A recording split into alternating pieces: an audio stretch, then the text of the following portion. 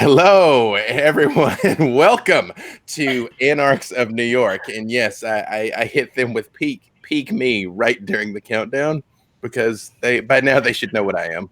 They should know what I am. Thank you for joining us on our new home here at QueueTimes. Thank you, QueueTimes, for having us. This is episode 6, Ghosts of Melodious Prophesying's Rave. Again, I'll give you that because that one's a pinky up fancy one. Ghosts of Melodious Prophesying's Rave. Again, let's meet our vampires. Like always, how they're arranged on my screen might be slightly different than how they're arranged on your screen. So I will call you guys out here and we will start with Diana. Hi, I am Diana. I am a level dice employee. I manage the social media stuff. So I am playing Esther, a spunky bruja. And Emily. Hi, I am Emily. I am the corporate manager for Level Up Dice, and in this game, I play Cherry. She is a Toreador vampire, she definitely denies that thing that you heard about her in that ET story. Even though the TMZ story was super true. Yeah. Justus. I'm Justus. I'm the experience director at Level Up Dice, and here on this stream I am playing Dimitri the Gangrel. You have not heard of him, but you know who he is. And Mason, the Dapper Dan here. Yeah, hey guys, my name is Mason Dula. I am the Dungeon Master over at Wizard Rex TV here on Twitch, where we do D&D and Call of Cthulhu and fun stuff like that. On here, though, I play Eli Decker. I'm a caitiff cowboy, a little bit out of my time, but you know what? We're making it work. You are making it work. And last but certainly not least, in new noddest realness, Leigh Damage. Hi there, I'm Leigh Damage, and I will be playing Avedon, the La Sombra. Who also is, the best girl. Yeah. And so lots of shadow tentacles. Lots of that. It's true. Yeah. Lots of crushing the weak. So, when last we met, in fact, a slightly broader overview for those of you that might actually be joining us for the first time here on episode 6 on QueueTimes. Our kindred were gathered actually just earlier tonight. It's been a fairly busy night for you all. It's almost bedtime. We're gathered by the vicar at the oldest cathedral in New York, and we're essentially tasked with one very simple mission: to protect this turf, to keep a few square blocks around the cathedral safe, in exchange for specific dealings that had been made with each of you that you essentially found pleasing. Shortly after meeting each other, you all were beset by the Second Inquisition just outside the cathedral, as you found out they had a man inside that had been monitoring things, and you all quickly dispatched that team and escaped in one of their vans, although quickly realized that the van was being monitored as well. You all made it to an underground party known as the Pillow Party that Cherry was able to get you into through her advanced social connections, and in the process of met a Nosferatu who was running a speakeasy underneath it by the name of Gigolo. Wonderful fellow, looks like chicken fat.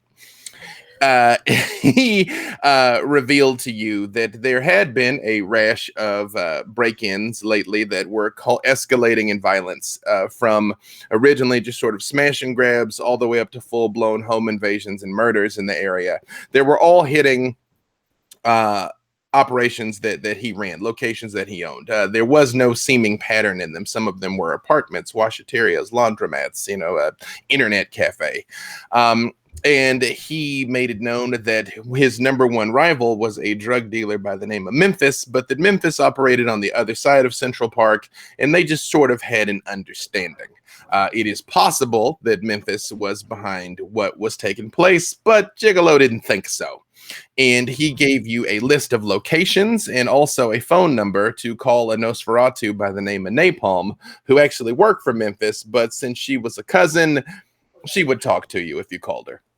In the process of leaving, he turned over to you a super fan, and by super fan, I mean stalker, of Cherry's, who was promptly ghouled by Hugo and revealed to you all that the Second Inquisition knew about Cherry and were on the way to her house. In fact, they'd been trailing Cherry to the church, which is why they were there in the first place.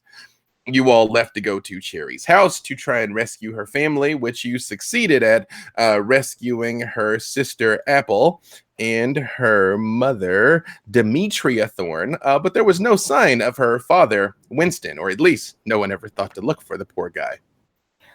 In the process of all of the chaos at 79th and Central Park, Avedon squared off one-on-one with one of the faith hunters by the name of Artemis and actually ended up embracing the woman, blinding her first and then embracing her, and has been carrying along her new neonate as you all made your daring escape. There actually was a federal agent as well by the name of Jeremiah Ezekiel, who you all had in custody, but managed to escape using mystical powers that you yourselves are not sure how they functioned. In the process of escaping, you guys got out past a SWAT team in the stairwell, largely in part to Dimitri's combat prowess. You got by the gathered masses outside because Esther incited a riot, which is technically still raging right now, but starting to die down as a lot of people are beat up and are all experiencing adrenaline dumps.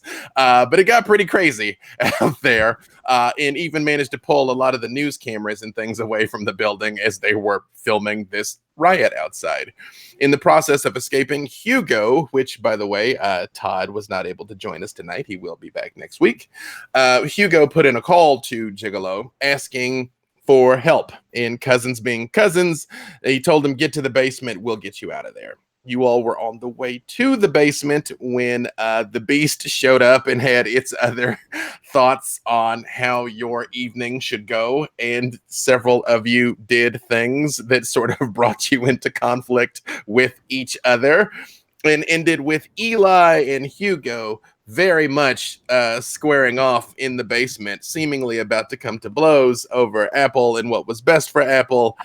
Maybe she got backhanded by Avedon, who can say, in mere moments before you actually could start doing battle with each other, 4 people appeared out of nowhere, one of them putting a knife to your throat, Eli, and saying, hey, hands off the cousin. And that is where we will start. Now, halfway down the stairs to the basement, some of you are alternatively injured. Some of you are hungry. You still have Cherry's mother and sister in tow, and there is a riot outside that is dying down. And that is where we will begin again. All right. So I know that I was real polite last time. I let you finish. So what I was going to say, though, I want a rapid reflexes. I do want to grab the syringe I had, and I'm going to GM that into him. Like, perhaps I wasn't quick enough to notice the knife, but I'm very quickly reacting to this. In the Hugo? Yeah, because if he's resisting, I don't want to kill him or fight here longer than we have to. So, I will say that I did end that very abruptly, so I will give that to you. Give me your dex and melee. And I have Hugo's sheet. I will roll to see if you can land it on him here. All right. 1, 2, 3. All right. I got 5 successes. I rolled much less because I rolled awfully. Hugo reaches out at you with his pale, spindly, 7-fingered hand as you plunge the syringe into him. All right. And you just hear one. Sorry, Hugo. We'll talk later. Completely limp. All of you have seen torpid kindred before. A torpid kindred actually goes completely stiff. You can pick them up, like they're very much frozen like that. That isn't what happens to Hugo. He collapses like an unconscious human, which is something none of you have ever seen a kindred do. Just straight to the ground. I'll try and, I guess, catch him, and I don't want them to think he's dead, which I guess they would know, but I still feel awkward just letting him slump to the ground. I would say with your double rapid reflexes, I would say that you managed to catch him. Okay. At the risk of a deep cut, I would say it's the end of Van Helsing when Yeah. like, yes, you do catch him in your arms, and all of you witness this. Love you, Todd. Oh, well, clearly he's faking. And I'm a girl. I know when people are faking. Is that normal? I'm sorry, I've never stabbed another vampire with chemicals before, so Lady Avedon, did you not say you have experience with this vile chemical? You have seen it, Avedon. You know what the blue velvet does. Yeah. So, should probably have this talk. That stuff is absolutely vile, and it will make you feel like you are not dead, but very close to it and wishing for it. You see... Oh, yes, Cherry. I don't mean to interrupt, but can you tell me what's exactly going on with Apple and my mother right now? That's exactly what I was about to say. Okay, Apple starts to freak out. She's like, Hugo, like very much like trying to like pull at his lapels and shake him and like futilely pushing against you, Eli. I mean, again, she's 14, although you all might recall Apple got a bit of Avedon's vitae last time. So while she still is physically no match, they both did, yes, as did her mom, Demetria. Eli, again, she's still no match for you. But instead of pushing with the strength of like a 14-year-old girl, she's pushing with the strength of a 40-year-old man. But it's still not enough to unseat you. But she's like, Hugo, oh no, what you do to him? To be fine. He's going to be fine. We need to worry about your safety first. Let's I'm going to look at, I don't know if how much dig the knife is deeping. Or the dig, wow, words. That's the name of the next episode. The knife is digging into my throat. Save that. Yeah, somebody clip that for me. Tweet that and tag us. At least I wasn't DMing this time. How deep the knife is deeping. I will make that an episode title. Somebody make it a shirt. Right. Okay, please. Sorry, go on. Is he restraining me or what? How violent is he being with me right now? Realistically, it all happened very quickly. Like the knife's coming out to touch your throat, you're stabbing Hugo and sort of catch him. I mean, and this is the first time that you've kind of gotten a look at them. They have an odd orange and black sort of pattern on their skin, almost like a Gila monster, and very sharp, stubby teeth. And he's like, well, I guess he's not dead because he's not ashes. We can still do our job, I suppose. That's right. So, Cherry is going to grab Apple and pull her off of Eli and Hugo. And up until this moment, she's been very, very kind of still and stunned and not reacted immediately, because this all started with her like giving some of her wound blood to Hugo's vial, and basically from the second she like did that, all hell broke loose, and in that moment she's just been stunned. And it's Cherry, it's really been like 10 seconds. Like it took time for us to like describe it, but he was like, can I have some of your blood? Mm-hmm. And you're like, yeah, cool. And now we're here. Yes. Yeah. So I take Apple, sort of grab her, pull her up, dig my nails into her shoulders as I like search her eyes for a second, toss her aside, and then I walk straight up to Avedon and just shove her in the shoulders and like, what the hell were you thinking? They needed to walk out of here. And also, if you'd like to keep your hands, do not do that again. What have you done to my sister? In a couple of weeks, they'll be back to normal. I gave her the strength to stand up and walk out. Otherwise, we were going to have to drag her like dead weight out of here. You know that she's going to want more. You know that you've just given her a taste and she's going to want more. Hold on, wait. Your sister. Sorry, your mother, your sister. You I all. don't give a fuck about my mother. I'm talking about Apple. What did you do? She jumped on my finger. I did absolutely nothing to her. She was the one that jumped on me. I had nothing to do with that, and as you could see by the backhand, I was not too happy about it as well. I cannot believe.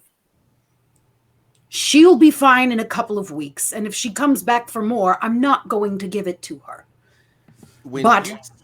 I didn't intend on giving that to her, but if anyone else comes around looking for her, you're going to have to keep an eye on her for that, because other people will be willing. On the bright side, Cherry, your family literally could not be more fucked up right now. It couldn't be worse. That. When you say that, again, Demetria is still sort of sitting on the steps, semi-catatonic, with the black eyes of oblivion, staring at her hands and looking around, which is, Avedon, a reaction you've seen many times. They're never, ever prepared for the oblivion sight. Oh, there it goes. And you see Apple is, while you all are having this exchange, she's like, I'm right here. And again, it's different what's happening to her. It is the shadows are not pouring out of her eyes so much, but it's almost like each line and crevice, even in her young face, is like darker and more menacing. And there is an aura of intensity coming off of her. And she's like, no, I don't want to be the same in just a few weeks. Hey, look. And she literally pushes past you, Cherry, and goes up to one of the Nosferatu that is standing there wearing full riding leathers and a helmet. And she looks at you and she's like, can you get us out of here? That's because we're going to stand here and keep talking. And my asshole sister is going to try and pull some trick and ship me off to the fucking Hamptons or something. So I'm going with you people, okay? And the person in the helmet looks down and is like, well, are you all ready to roll? Yeah. Could you take the, I'm going to try and slightly push the knife away at this point. He goes, oh, yeah, I guess we're past that, right? Preferably. I kind of glance at Cherry. I can make arrangements for the, for these two. If Cherry's willing to allow it, then we can get on with. Well, I have people that can take care of them if we need to. If anything, this night has taught me. No. If anything, this night has taught me that just when I think I can trust anyone, that's obviously foolish. You are such a child. How long have you been this way? Always? It's no wonder they treat you like this. Let's go. At least you're finally catching on, though. Trusting no one is the wisest course of action. The one in the motorcycle. Actually, I apologize, Dimitri. I couldn't quite hear what you said a second ago. I just said I have things I can take care of the family too. It depends on which direction you wish to go. The one in the motorcycle helmet just says, all right, getaway car's leaving now. And turns and starts walking back down the steps. And you see two of the Nos that were there vanish, but the orange and black one sort of stays. So you guys walk ahead after the person in the motorcycle helmet, and he sort of brings up the rear, walking. I'll reach down and throw Hugo over my shoulders. He is long and spindly, but it is like a complete dead weight. Which again, especially you, Dimitri, and you, Eli, have been around your fair share of laid out kindred. This isn't what happens to them. This is far more akin to an unconscious person. I don't know what is Cherry doing right now?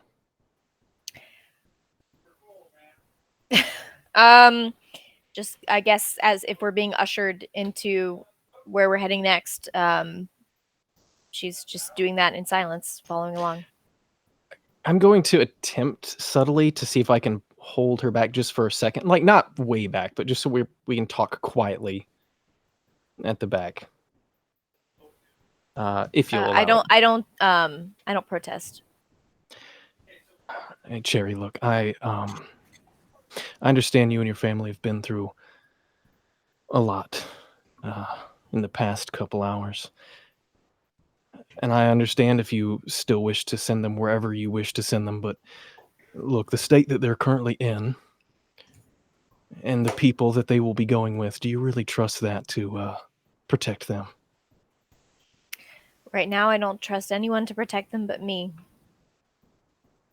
All right, well. Didn't you hear them back there? It's childish of me to trust anyone, so I won't be making that mistake again. Well, I understand. If you need anything, if you change your mind, let me know. I'm just going to continue on walking. While you all are moving sort of down here through the basement, Artemis, your new child, sort of stands slightly behind you as you're walking, Avedon, and she says, correct me if I'm wrong, but this isn't a normal night for you? Done.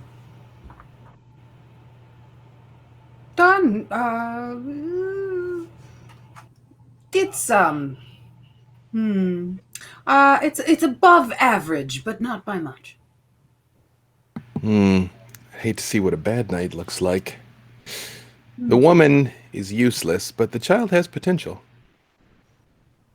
For what? She just turns and looks at you with the oblivion that is over her ruined eyes and just like stares right at you for a moment. She's like, to be like us in every sense of the word. She's a child, and above all, she's foolish. You were chosen because you showed great strength in battle. She just intentionally threw herself in the middle of danger. That, to me, does not show promise. That shows recklessness, and it also shows my problem. That becomes a my problem thing. I don't like that. In my experience, the difference between bravery and recklessness is success. She saw an opportunity and seized upon it. Yes, at 14, she is little more than a doorstop and thorn in her parents' side, but with the proper training and conditioning, she could be quite formidable in just a few short years. I was not much older than that when I started. And look at me now. And she turns off the oblivion so that you see her ruined eyes for a second, and then it comes back on again. You leave that girl alone, or I will smack the oblivion sight out of you next time. Are we She's understood? like, you can have a rematch whenever you like. And she just sort of falls back a little bit. Am I close enough to hear this? Give me your wits and awareness. Yay. Let's see. She is essentially stage whispering. She's only trying to be so subtle, though. So that is 1, 2, 3, 4 successes. yeah, I'll say you heard it. Could I like hang back half a second so I'm next to Avedon and just kind of say, someone's got to train the new pet before they get all uppity. Oh, I'm seeing that. So didn't you say that her existence was going to mean trouble for you when it was discovered? Yes, but even though my allegiance lies to the vicar, it also lies to the Dark Father. So perhaps I can convince him of reason. Good luck with that. And then I'll walk a little bit faster. They guide you all down into a passageway that you wouldn't have known was down here. And there are dumpsters. There's about 6 of them because there's a 30-foot building, full of people here, and not to mention all those stores and whatnot. So industrial scale waste. And there is a very large, very filthy dump truck sitting parked. And the one in the riding leathers turns around and is like, all right, in the back. I'll take Excuse me? Hugo, dump in, hop in. He flops in. There is no garbage in it currently, but it is by no means been cleaned. It is a currently servicing garbage truck. Yeah, I'll hop in beside Dimitri and Hugo. See if we can prop him up in some semblance of a respectable sitting position. Oh, sorry. No, it's fine. I look at Apple and I say, "You still all about this life? You still want to join me every step of the way?" She says, "No, I want you to join me every step of the way," and absolutely scrambles up into the back of it. Your mother, however, stands there like, "Excuse me? I mean, I can ride in the front, right? There's plenty of room. They full three big men right in the front of these things. I don't. You can stay here or ride in the back," and I climb in.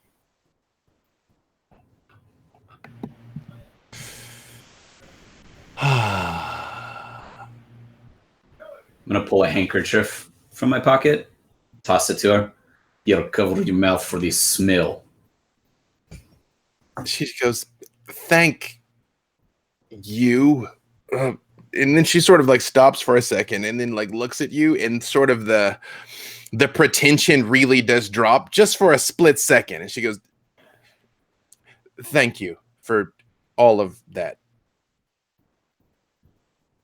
And she does climb in. She's the full, Pilates yoga mom. She's not unfit, so she scrambles over into the back of it too. Does Artemis hops up on the lip of it and extends a hand to you, Avedon? I step up, mostly on my own. I don't really take her hand. You get in the back too, and you see once you all are sort of in, of course, the garbage trucks have that big lip to stop the garbage from falling out. So you all are kind of down in the bottom of it. In the orange and black one says, "Yeah, we got to lower the press a little bit to make sure nobody can see you. But I promise this ain't no saw shit that we're trying to pull off. All right? Just don't panic. And you two, actually, you," and he points right at you, Esther, and he's like, "And you," he points at you, Avedon. "Don't go getting all strong girl freak out and tear the thing apart, okay?" So judgmental. Are we away from the view of the public where we're at right now? Yeah, you're in the deepest recesses of this building. You're still in the building, but you're down where they keep the garbage. Yeah, you're as far as you know, there's nobody else down here but you all. I would like to center myself in a very tiny Stygian shroud to remove the oxygen from around me that smells like absolute ass. You do see Artemis sort of slowly crawls next to you there to just sort of sit in your oblivion cloud. And sure enough, yeah. He walks over and sort of slaps the side of it. And sure enough, a moment later, you all do, and the press comes down. And there is about an eighth of a second of existential dread that you're wait, did they just bring us in here to kill us all? Because this would work. And then it does sort of boom. It's a tight fit, but it's what they said it was. And then a moment later, the whole thing starts up and you feel yourself rolling in the garbage truck. I want to lean over and talk to Hugo for just a second because I realize that there may be. Hey, Hugo, I don't know how there you are right now. I just want you to know that I will keep a close eye on Cherry and Apple. I try to like keep it hush so they don't hear me. I'll keep a close eye on them while you're out, and if anything happens to them, you feel free to exact your revenge when you get back. But we're really not so different, you and I. So maybe when you come to, we can have a chat.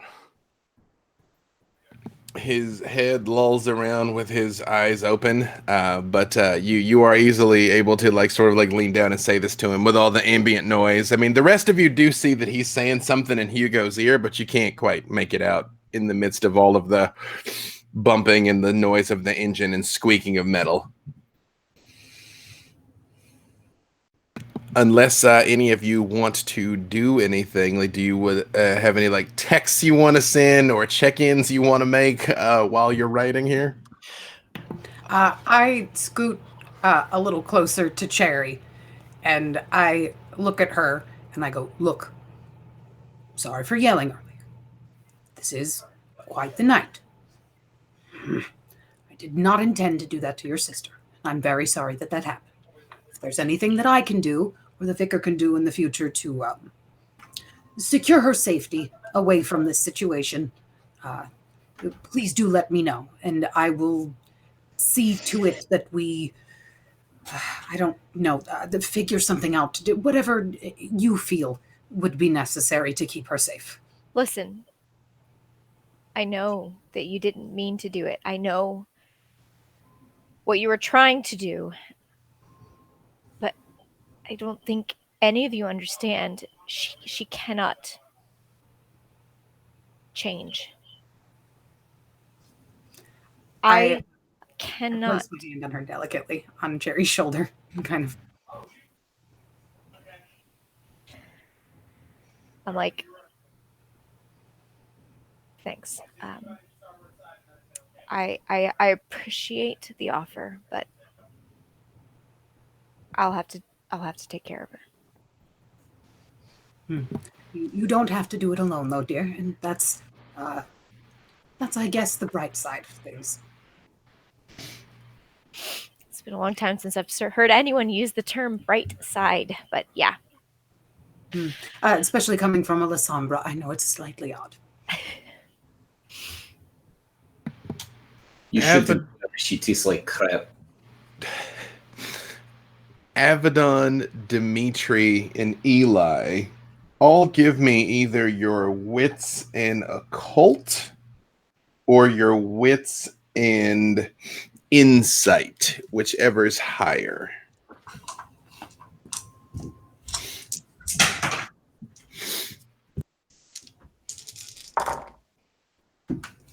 The guy who told us not to go strong girl, is that a kindred, or is that human working for kindred? Oh, he's clearly a Nosferatu. He looks like a Gila monster. Yeah, no, he's clearly not a person. Whoever is in the riding leathers with the helmet on, you've yet to see their face, so there's no way to know what they are. But no, this guy is clearly not human. Okay. So 4 successes on my end. What was that, Avedon? There's 5. You 3 in particular have been around long enough to realize that sometimes humans can have kindred can have bonds with certain humans that are transcendent, that mean more to them than just another human life. Hey, I do want to send a text, I guess, while we're sitting here, though. Okay. Now that I'm thinking about it, I'm just gonna send a text saying stand by Misty Step for 2. You just get back, yes, sir. All right. As you all drive along, again, you feel the truck turn, and you have no idea where you are. Of course, you're in complete darkness, but you can feel when this gargantuan vehicle is in left, right, left, stop, go, and you ride for, you think, what's about 15 minutes or so, and you feel yourself moving backwards, and you hear the beep, beep, beep, beep, beep. And a moment later, the hydraulic lift starts to come up. And a moment later, you can see the lightning sky overhead. Not so much as to be dangerous, but, dawn is soon. And the need for the day sleep is starting to set in on all of you. Like, it's, you're visibly moving a little slower. But you notice, all of you see the back of an old building. Dimitri and Avedon, you all immediately recognize it as the back of the cathedral. Or more accurately, one of the secondary houses on the property. And a woman's head wearing glasses and a pink knitted scarf sort of like pops her head up. It is Sister Megan, for those of you that met her. And she goes, oh dear. Sister, I need you to keep an eye on someone for us while we're sleeping. Make sure that she's comfortable and accommodated, and do not let her get into any trouble. She's a feisty one. She's like, I did meet Miss Cherry last time, but I think she'll be sleeping right alongside you, ma'am. No, dear. Her sister. Oh. And not our kind. Oh. You all look at Apple, and again, she has by no means dropped her aura of menace yet. Like, she still looks like very intense, which again, for you all, it's like you're basically a growling puppy. But you realize to the common mortal, even for a child, she would look very scary. And Sister Megan looks at her and says, oh dear. You've all had quite a night. Well, come on, just get out of there, leave the rats behind unless one of them's cute. We can save it for Hugo. Oh, my word, Hugo. Oh, is he okay? Is he sleeping? Hugo, wake up. No, he always looks like that. Yeah, he's fine. He doesn't look fine, Mr. Decker, but do you all need any help getting him out of there? He's just faking, dear. We'll take care of it. Okay. Well, if you don't mind, I prepared the rectory here. We've got sleeping quarters and I think bathing quarters for all of you. By my estimation, you guys have about a half hour before you just fall dead away. I would like to avoid it. Yes. Well, come on out there. Is Brother Kyle still around? He was up front. I could get him back here for you if you like. Yeah, I'd really like a snack, so I'm gonna be. Oh, you're hungry. Well, if you don't mind, let me get somebody else for you, because I find if he loses more than a pint, he gets all woozy-headed, and he is just useless. I just love to hear about the films that he likes, and the movies. He's not into many of the fine arts, but it. Well, he so rarely gets lady callers. I won't take that from him. Okay. Yep. Thank you. And do you all get out of the back of the yeah? When you hop out, you see the orange person is gone, but the person in the riding leathers is still standing there and sort of walks over towards the cemetery. And as you all get out, she just goes, whew, I got to tell you, we could have done that a different way. We just knew nobody would stop and search a garbage truck. But I'm not going to lie to you. It does my heart good seeing you guys all stinky and dirty.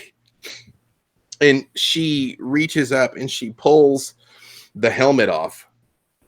And she's got scaly, grayish reptile skin, almost like she's made out of granite, with platinum white hair in piercing violet eyes, and just sort of holds the helmet in her arm. She's like, my name's Napalm.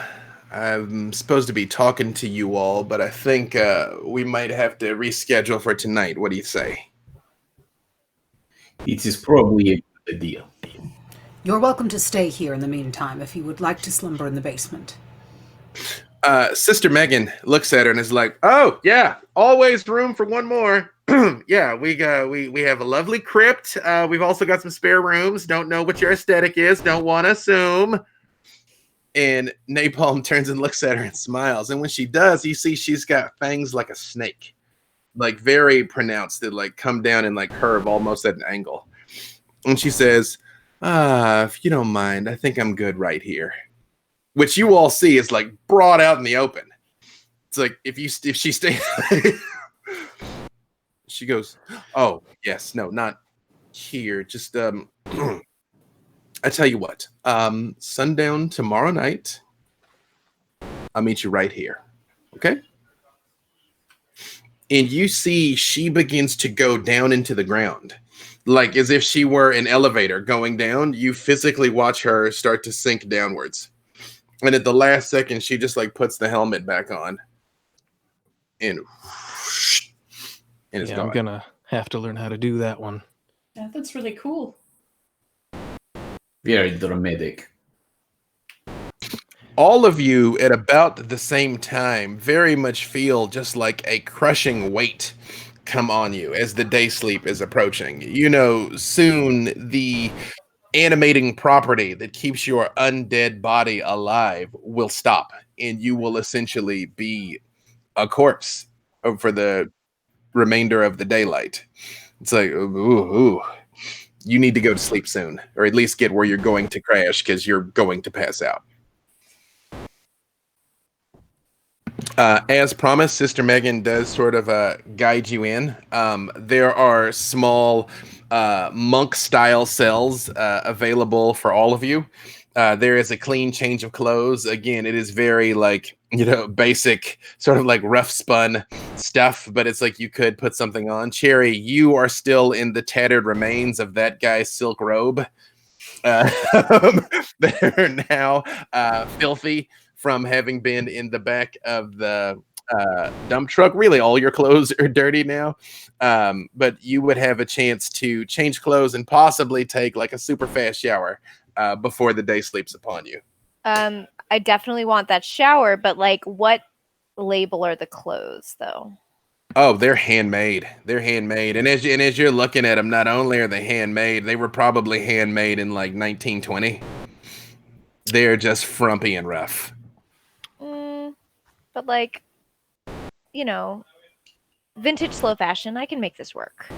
No, there's a Ren Fair vibe to it. Like, yeah, you tie it off with a nice like burlap rope. You can make it hot. Mm-hmm. Yeah, a little off the shoulder type deal. Mm-hmm. Yeah. Mm-hmm. Yeah, definitely gonna avail myself of that.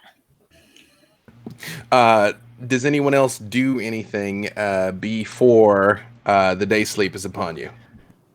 I would like to sidestep with Abaddon for like 5 seconds. And then afterwards, I would like to talk to my child. But yes, she steps to the side with you. Do we know that they're going to be safe here? As I kind of point to Cherry and Apple, or not Cherry and Apple, but Apple and her mom, Demetria. Yes. Well, I would like to say that I'm 100% certain.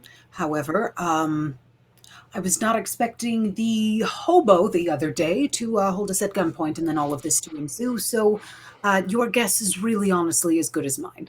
What I can tell you is that there are large numbers of us here, and we do have Brother Kyle and Sister Megan who are available to keep their eyes open during the daytime and keep an eye out for her, that are on our side and protect us. And that's more than I can say for any other place I know of. Well, that was really more my concern. You see, your people don't seem to have the best opinion of what you did and what happened, right? So there's not going to be any swift judgment happening during the night or the day, is there? Oh, not to her. No, that's individual. If I've done something and my kind are upset with me, they'll take it up with me. Not any of you. Well, assuming that the other two are taken care of, If you run into any trouble and you need me, just let me know. That's much appreciated. In the meantime, I am going to find somewhere for this one to sleep. I suppose I'll have to drag another box into the room. Well, best of luck with that, and hope everything goes well with you and your kin. Thank you very much. Esther, when you come into the room, you do see Brother Kyle comes in hastily wiping his glasses. He's like, "Oh, hello, Esther. I do. Woo, woo, woo. Busy night?" Yeah, it's been one of those. If you don't mind, I'd really rather not discuss it. So as I'm sort of talking to him, I'm gonna start throwing off stinky articles of clothing.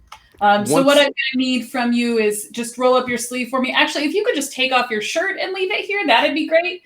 And we'll get this taken care of. I'm so sorry to twice in one day, but the moment you start disrobing even a little bit, he's like, "Oh dear, ooh," and like, very much like makes a point of averting his eyes and not looking at you. And he's like, "Yes, ma'am. Yeah, whatever you need." I mean, maybe not whatever you need, but yeah, but yeah. You're talking a lot, Kyle. I need you to not do that.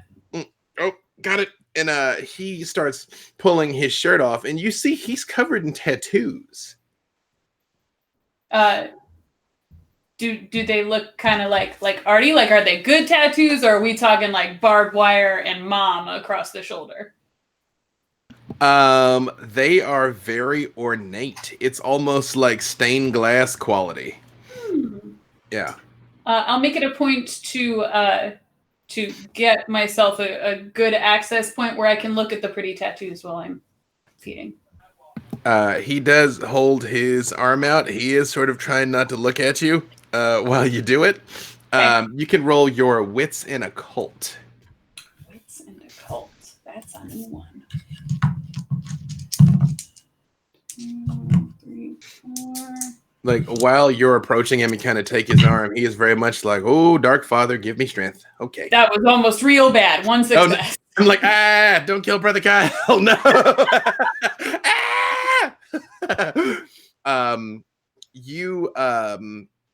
They look religious, but not in any way that is immediately obvious to you. Could I he looks nervous right now, right? Because I'm once you actually sink your fangs into him, he relaxes instantly because, of course, being fed on is pleasurable. But basically, so once it starts, he, very much relaxes. Mm-hmm. In between laughs, shall we say? Brother Kyle, this is beautiful work. I'm surprised you cover it up. What does it mean? He's like, oh, yes. Well, these are hymns to the Dark Father, ma'am. These are what we believe, as you can see. Well, not all of it, just lots of it. Religion is rarely so beautiful. I love it. Oh, you just flatter an old man. No, he looks like he's like 30, by the way. I mean, that's old if you never grow old. They look wonderful. I think you look better without the shirt. I think I'm doing you a favor here.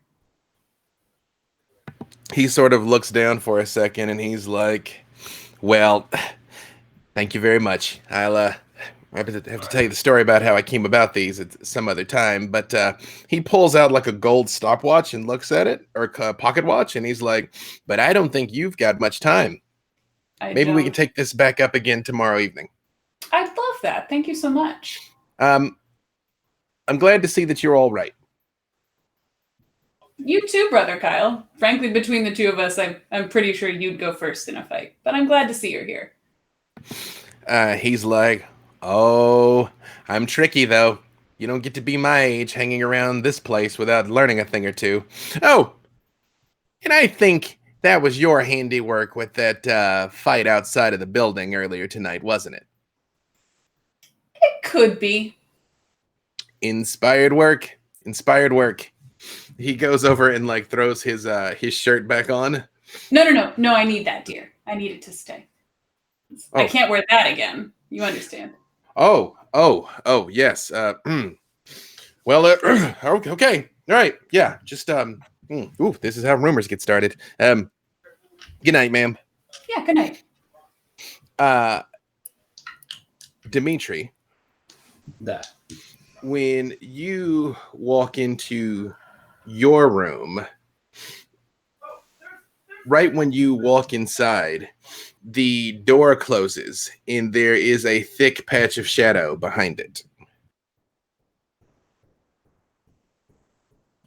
I will activate my thingy. Eyes of the Beast? Yeah, there we go. Thank you.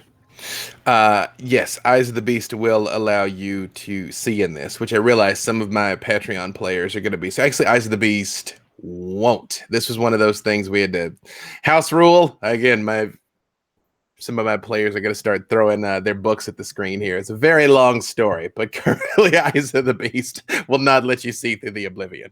However, after a moment, you do see the outline of the vicar coalesce in the darkness. You don't see him completely, but it's almost like his shadow. And he's like, Dimitri. I'll instantly drop to a knee. I trust things proceeded efficiently. I would not say efficiently. We got the job done to a point. But we were distracted. What of my child, Avedon? Did she avail herself in a way that was a fitting reflection of me?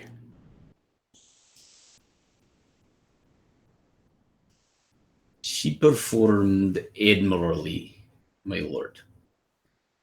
But I believe a conversation may be in order.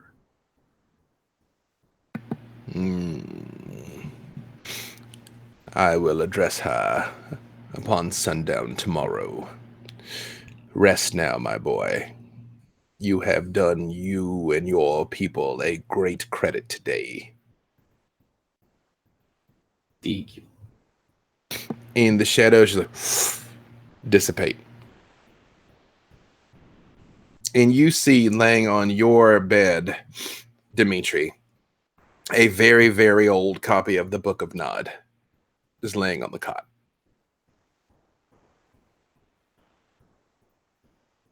It is storyteller. That is a pretty big deal, right? To find a full copy of that.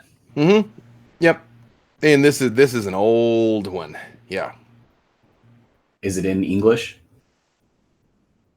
It's in Russian. That's gonna go real close to my chest. I'm gonna smell it a little bit, breathe it deep in, and not open it, but just hold it. And then I'm gonna send a beeper message out before getting fully relaxed, asking for a meeting this evening. All right. And Cherry, as you are settling in, you see Apple sitting next to Hugo in a chair next to his bed because he had a room prepared. So he's just stretched out on the bed, and she's just like sitting there looking at him. I'm pretty sure they're arranging a room for you, you know. Yeah. Do you have to, like, I don't know, sleep in a coffin or something? Like, I don't. How's this work? You have been watching way too much TV. No, I don't sleep in a coffin. But I saw coffins in one of the other rooms, like Okay. Avedon, like the scary, pretty one. Like I feel like she's got a coffin. Some of us sleep in, I don't know, coffin-like implements. Anyway, you're just you. Just go sleep, please. Just shut down for the night. Just stop being something I have to worry about. Just like a little like worked up, you know. I mean, like, is anybody around here holding? Not what you want. No. I mean, I would take some of that like holy wine like for communion, you know. Like remember we used to get like a little like tipsy when they'd like Christmas and Easter, you know, like we come for communion. Like I'd loved that. I think honestly, and I can't believe I'm going to say this, but I think right now the best lesson for you is to just sit in that feeling of how much you want that and not get what you want.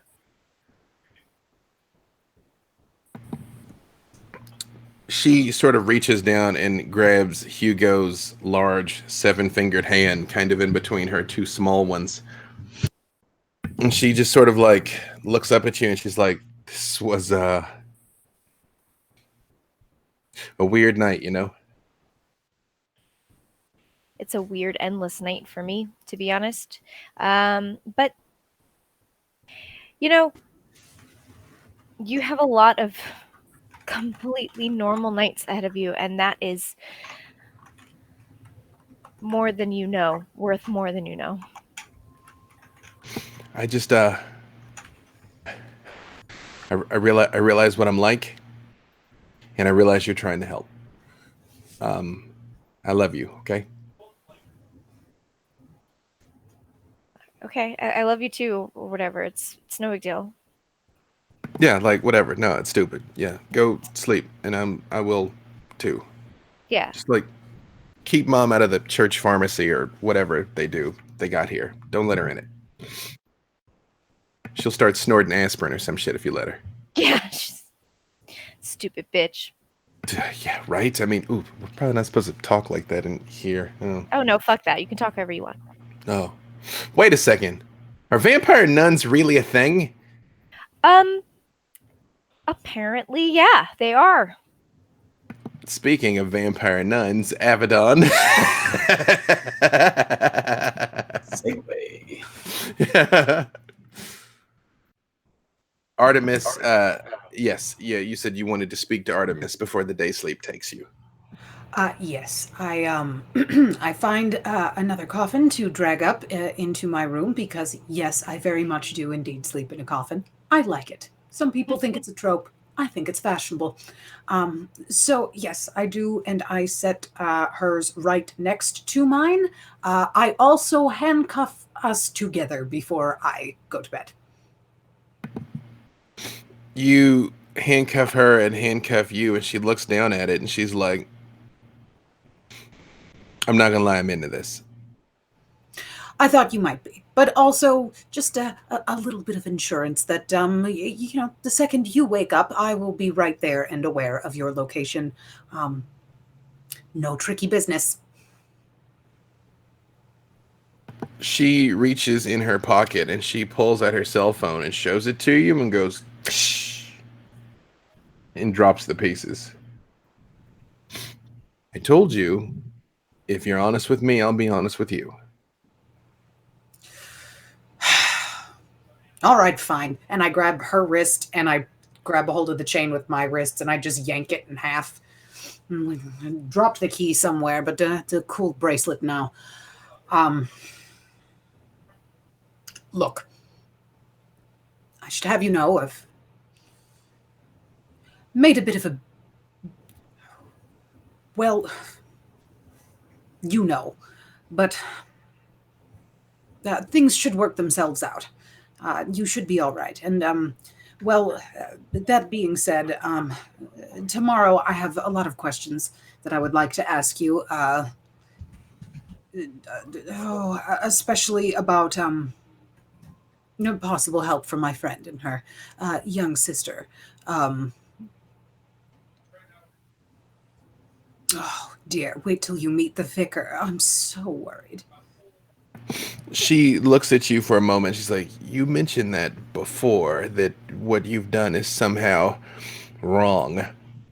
I promise you I won't start any conflicts. However, if they try to harm me, and her karambit just like leaps into her hand again, like she's so fast with it.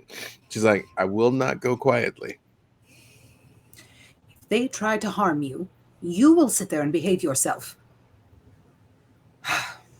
He outranks both of us. And, well, kind of. Definitely you.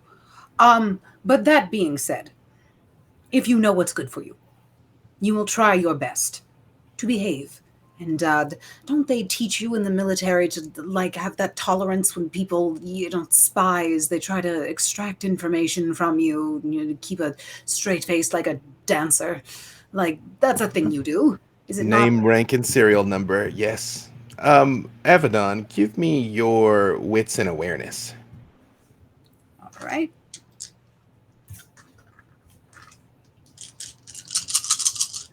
Wait. One more hunger die than I needed.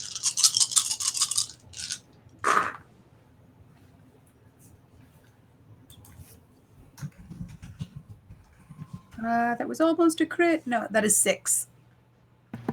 When she pulls that knife out, you remember she had 2 before. Now one's gone. Where'd your other knife go? I gave it to the child.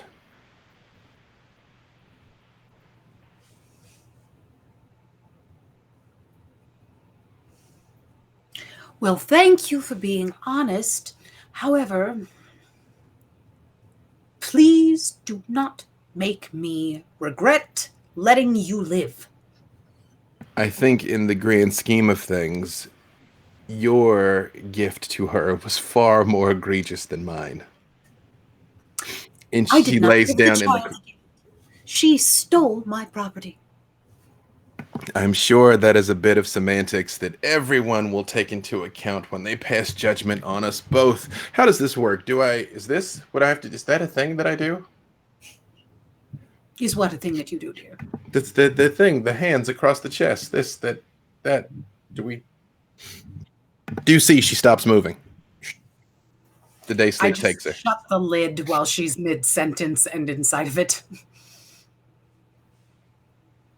You all feel it comes upon you quickly. You basically have enough time to sort of like get in position. And Cherry, as you lay down and get ready, at the very last thing you see before the day sleep takes you is your mom standing at the doorway with her arms crossed, looking at you. And then there's nothing. When the day sleep comes, kindred do not dream. You are, for all intents and purposes, dead to the world. Any casual observation of your body would essentially make it look like you were a fresh corpse that was laying there, unprepared. And when an indeterminate amount of time passes to you, for you it is seconds, in reality it has been many hours, your eyes open again as the sun drops below the horizon. The only reason why you know any time has passed at all is the ambient lighting is changed around in the church. And you are all restored. Your unspent the willpower is all restored that you had spent, so you're charged back up again. However, you do have to make a rouse check to see if your hunger goes up as you face the night. Yes, Dimitri.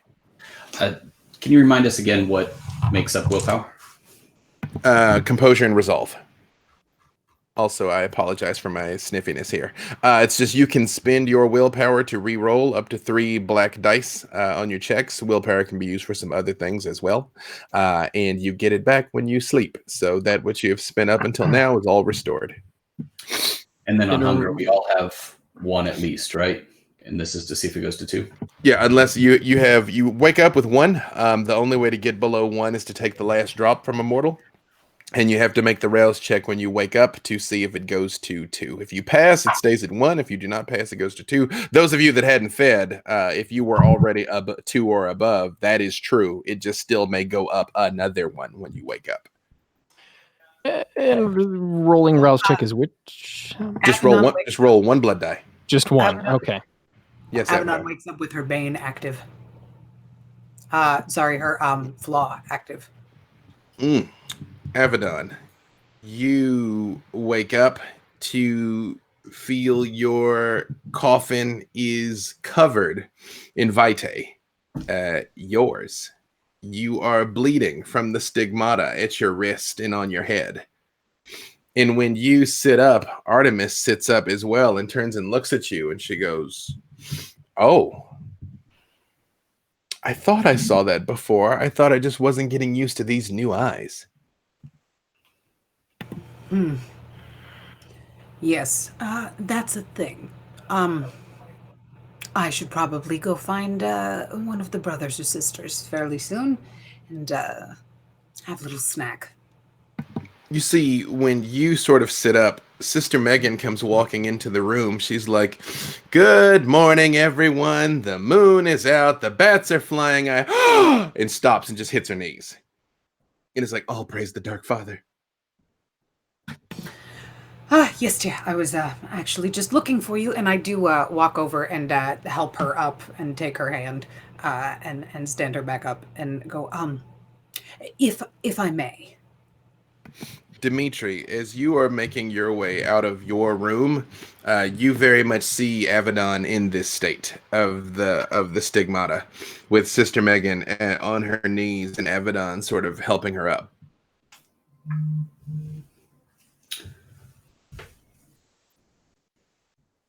I have my brand new Book of Nod there. And is anybody else out yet? So far, it is just you sort of open your door, and she's kind of across from you, and she's the first one you see there. Then yeah, I'll hit a need to, and I'll pull that book in close. When in Abaddon, you do see him there, and you see the book as he tucks it away. I smile and kind of look towards the book with my eyes and then back up at him and just kind of smile and nod. Sister Megan holds her wrist up, and she's like, "Yes, please. Drink and restore your strength." Thank you, dear. How are you feeling? Am I okay to take a moderate amount or just a little bit? Well, I would not deny you anything, of course, but if you don't mind, if I could call one of those youngins in, they seem to bounce back a little faster than I do. Oh, yes, then please do send them this way. Oh, yes, absolutely. I will, and she reaches and she pulls out a little bell and just rings it. And a moment later, you see 3 acolytes come walking in. You see there's 2 men and a woman. They are roughly 30, 40, and 50. I apologize, you all. Something's messing with my allergies here, not trying to deafen you with my snarfing. And she's like, "Yes, please take your choice. And you too, Brother Dimitri. If there's anything you'd like, if there's anything else you need, we have everything here." I will. The youngest one. They offer freely, of course. And you can get down to 1. Presumably, none of you take the last drop. That'd be gangster, by the way. You're like, visiting. Am I able to get from 4 to 1? A human can take. You can take 3 without killing them. So I mean, like they're not gonna do anything else today, but like drink juice and sit in a chair. But yes, you can take. 3. Yeah, 3 points without killing. Yeah. You see, do you have any preference, male, female, age, Abaddon, or do you just kind of grab the first one? Whichever one's closest. It's about a 50-year-old guy, and when you sink your fangs in, you see that it is pleasurable. He sort of goes with it for a second, and then very much gets like a little woozy. And when you take your fangs out, kind of stumbles to the bed a little bit, and he's like, "Oh, all praise the Dark Father." Yes, dear. I'll have Sister Megan bring you some muffins. Yeah, we'll get him some juice and cookies. That's fine. That's fine. And while you all are standing there, you see the 40-year-old woman just sort of goes like, and stiffens a little bit. And you see Artemis is just bitten into her calf. like just right from the casket. It's like, What?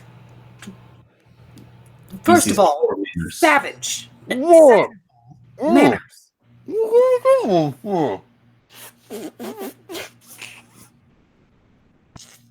They all heard.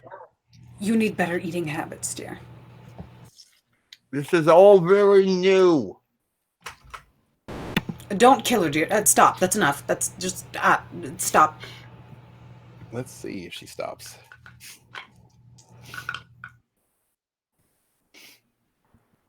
She does. When you say stop, she's like, "Ugh. Mm." And then you realize she does have her hand on her mouth. She stops for a second. She goes, "What have I done? What have I done?" Think of it like breakfast. Yes. That. Eli, Esther, and Cherry, again, you all too literally come to life again. Again, it's like you lay your head down, oblivion, up again. Yeah, I would hope that I didn't stay too far from like Apple and Hugo, so I'd immediately kind of go peek in and try and figure out what their situation is. I don't know where she slept or what. When you look in on Hugo, he is still not moving. And Apple is on the bed next to him, but just like cuddled under his arm, like he's like one of those giant body pillows, just sleeping next to him. Okay. Is Cherry anywhere nearby? I guess she just woke up as well. Yep. Unless you all say to the contrary, I'm going to say you get up and walk to your door. So you very much see Esther and Cherry's doors opening. You're also aware of Avedon and Dimitri and Artemis feeding, and sort of ambiently hear the like, "What have I done?" Exchange as you're emerging from your doors. Then seeing that everybody is currently okay, I'm going to head back to my room for a minute. I'm just going to kind of kneel down and pray it like if they're, I don't know if they have any cross or imagery in there, but I'm gonna kneel down and. They do. It definitely is like a church. Okay. The other stuff is sort of a subtext you kind of got to be looking for. You know, it's like some of the inscriptions at the bottom of the stained glass type thing. You know, but absolutely right. You know, yeah, you're like, wait, what does that say? I don't know that verse. You know, like that's yeah. Gotcha. Okay.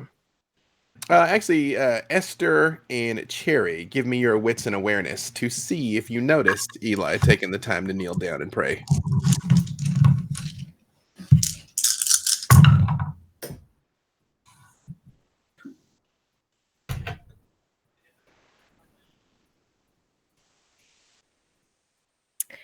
That is 4 successes.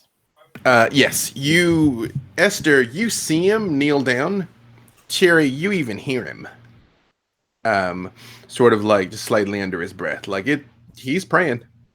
Like you very much see, he's sort of like, oh, eyes on Apple, eyes on you. Cool. Go kneel down. Assuming Esther and I are like kind of standing out of the doorway seeing this happen, I like lean into Esther and I'm like, sounds like he's like praying, like to, you know. Surely he knows that's not going to do him any good. I mean, right? That's what I would imagine. But I think it's clear that he's a little different. Something's a little different with him, right? Can I sort of gently grab the crook of Cherry's arm and very quietly edge close enough that we might be able to overhear him and hear what he's actually saying? Eli, well, 2 things. 1, give me your wits and awareness to see if you're aware of their approach. This is a creaky church, so I mean, there's a chance that, you know, we step on the floorboard, there's a little yeah, so, of course. There's unauthorized feeding happening too. It's real loud out here. So yeah, so loud. Mm-hmm. Wits and awareness. Okay, cool. I got those. Like Artemis is just over there like Nom. She's going full Cookie Monster for the first time in her kindred life. Yes. This 6. I will say with 6, you are aware of that kind of exchange, and there's like gentle approach. I'll leave it up to you whether or not you alter or if you let them listen. I mean, yeah, they're welcome to listen. It's relatively short. I would say, just like he does whenever he enters the church, his hat is currently kind of sitting on the bed. I would say you hear him mumbling through not only just kind of things like, well, Lord, I apologize for the lives that were taken and the ones that were not saved. And it kind of, as he kind of goes through trying to, you could get the sense, I think, that he still is trying to atone, not only for the sins of the previous day, but for ones long past. But otherwise, I don't think he would alter anything he's doing. Sounds gaudy, right? Like a little goddish. A little bit. I hope he knows he's not going to be forgiven. That's not really a thing that we get. I will say, with your 6 with awareness, Eli, you hear that exchange. You hear Esther say that. She may not know you hear it, because, I mean, she's sort of like whispering it to Cherry. Oh, no, I'm not whispering. Oh, yeah. Yeah, you're like, bro.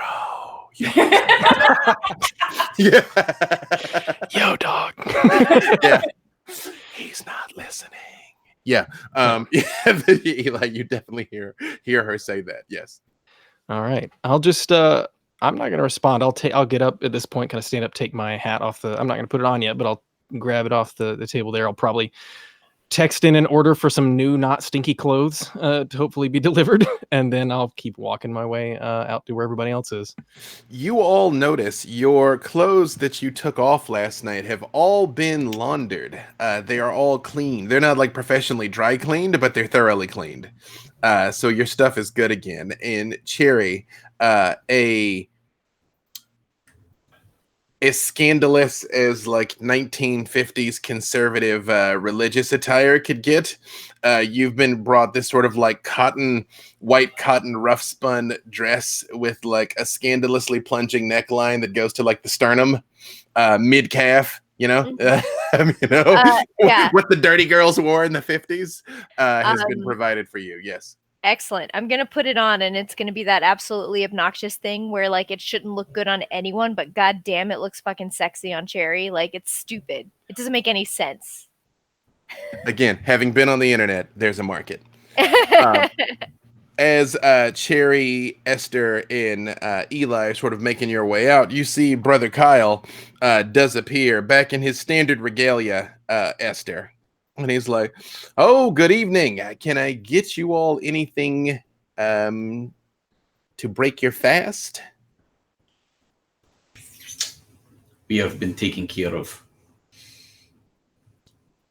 I'm all right now, Kyle, but I do think you should come visit me before sunup. When you say that, Sister Megan sort of looks at him like, and he's like, oh, stop. I would love it, Miss Esther. Yes. And yes, Eli? Just double checking. So success on the rouse check means my hunger does not go up. Correct. Okay. Success on the blood die means it stays at whatever it was. All right, cool. I've gotten pretty lucky with that part so far. Mm-hmm. Does Cherry or Eli choose to feed on anyone? I will watch. I look around. How clean are these people? Oh, immaculate. Very clean, like very like the freshly laundered, freshly washed. Oh yes. Mm-hmm. Like I mean, they're understated, because they're like religious penitent types. But I mean, the cleanliness is next to godliness. This whole place is clean. I mean, again, it's old, but like there's no dust, there's no scum. I mean, it's spotless, and they're spotless.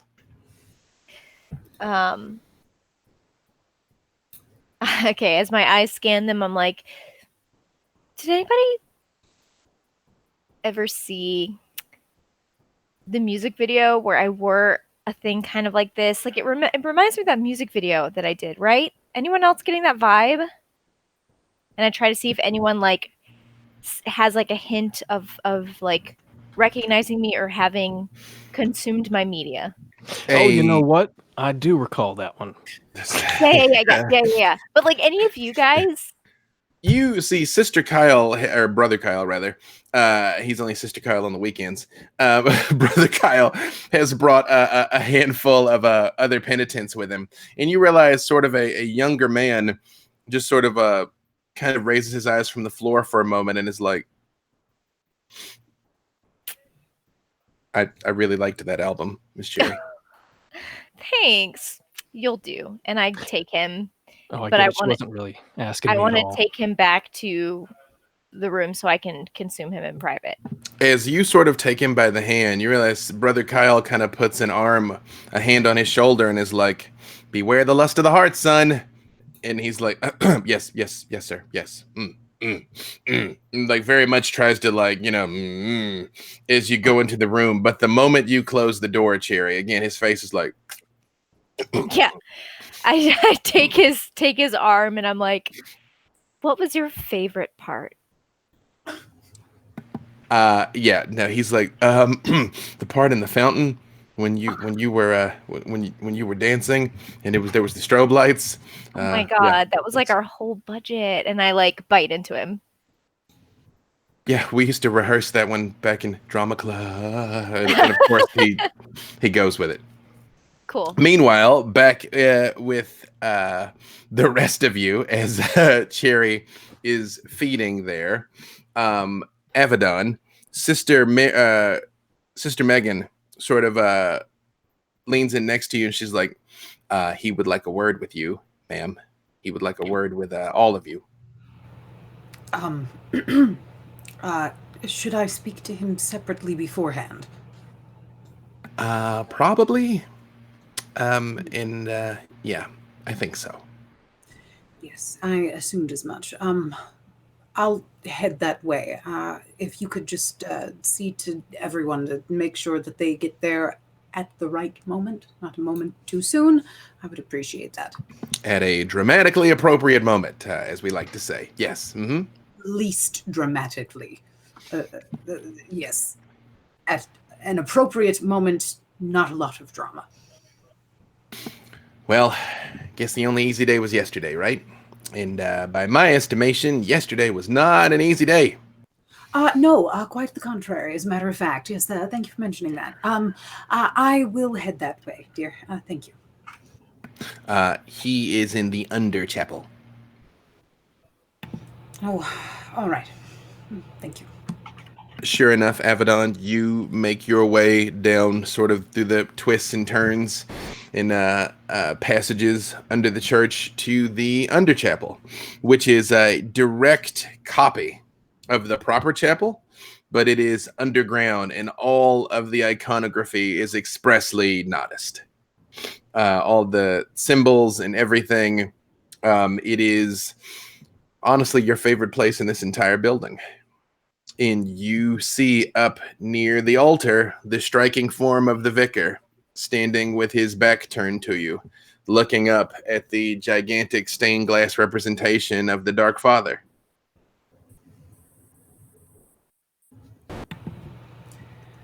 I kneel. And I say you would like to speak. He doesn't turn, but his shadow turns around and looks right at you. Report, child. What has transpired? Well, I have found one. Another one to serve the Dark Father. The shadow starts to walk down the aisle, but the body doesn't move and stands in right over you and looks down. And you have taken it upon yourself to embrace this one into Clan La Sombra. Yes, indeed. Without my consent. Oh, were we fully embracing what the cam did now? I thought that was... yes. I suppose that, well, see, I wasn't expecting you to actually have a problem with it. I was just expecting you to, Well, for show. When you say that, the candles and braziers that are sort of like burning at the edges of the room all go out, and you see several versions of him walk towards you through the shadows, one of which leans down right next to you and is like, "My child, we must maintain all appearances, including the traditions, including the embrace. Who is this that you have brought into our clan, and why should I not separate their head from their body now?" Because if I thought that was necessary, I would have already done so, and I believe that you know that. The candles sort of go up again, and at the altar, he turns around, and you see his severe face staring back at you. He always looks vaguely irritated, so it is difficult to get a gauge, but the fact that he is still talking means he's probably only so upset.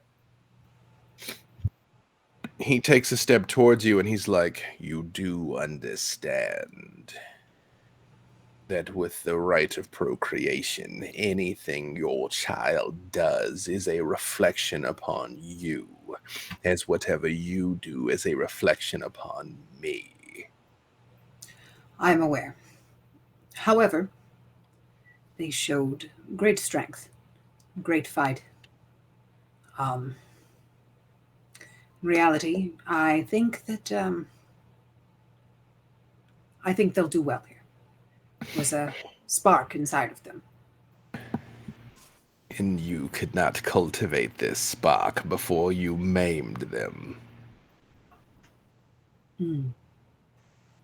Well, I don't suppose I know what you mean by that. Its eyes are ruined. Oh, yes. They can still see.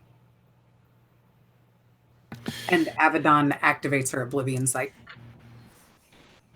When you activate your Oblivion Sight and you look at him through the sight, the room is filled with dozens of versions of him. You see this one body, but there might be 20 of him standing around.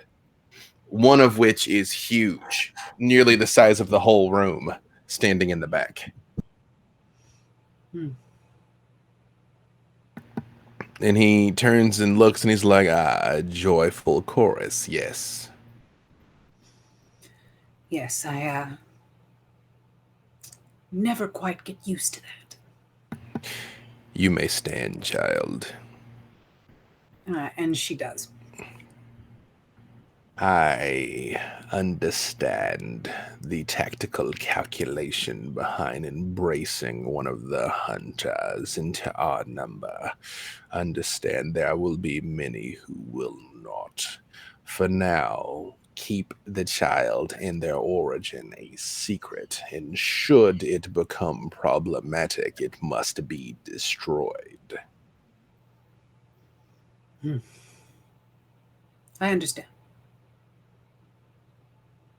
Remember,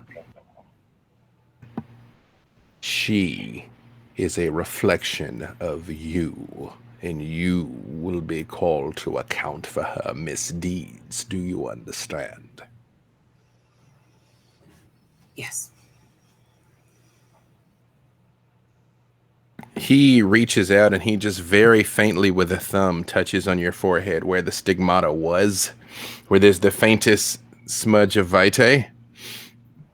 And he's like, "You are special to the movement, child. You are aware of this. It does not make you infallible. You would do well to remember that." Understood. "I am, however, proud of the fact that you managed to twist her into the very thing she so dearly hated. Imagine their faces when she plunges her blade back into those who once trusted her.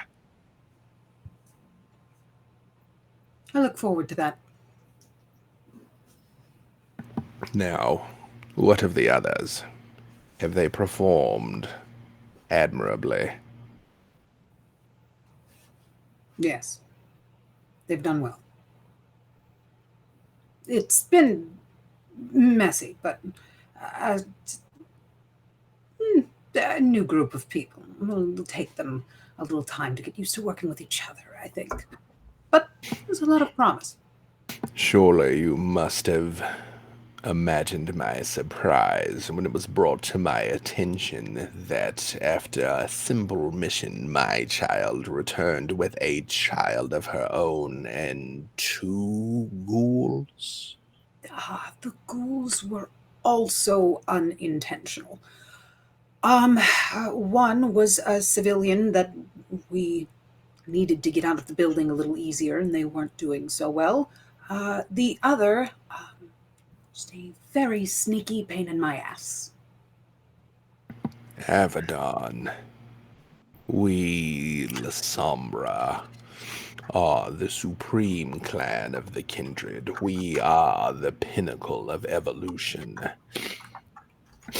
Our gifts, membership in our prestigious line, must never be given accidentally or hastily.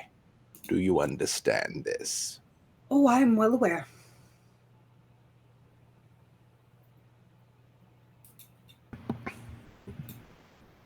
Having a connection to the 2 of them may prove useful in your dealings with Cherry Thorn. Keep them close, use them wisely. The young one also might be useful in steering Hugo in the proper direction. Understood. She seems filled with anger and passion. She is an apt reflection over everything we hate about them and their pettiness and their greed and consumption.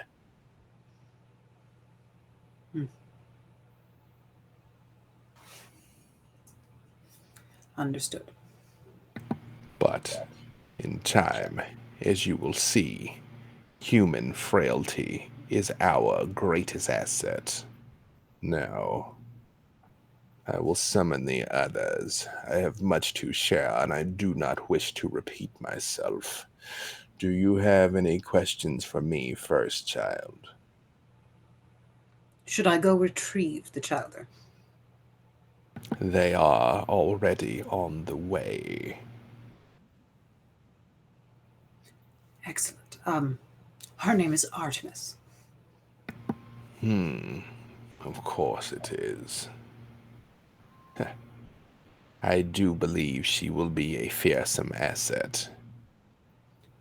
Say, Your calculation was not unwise.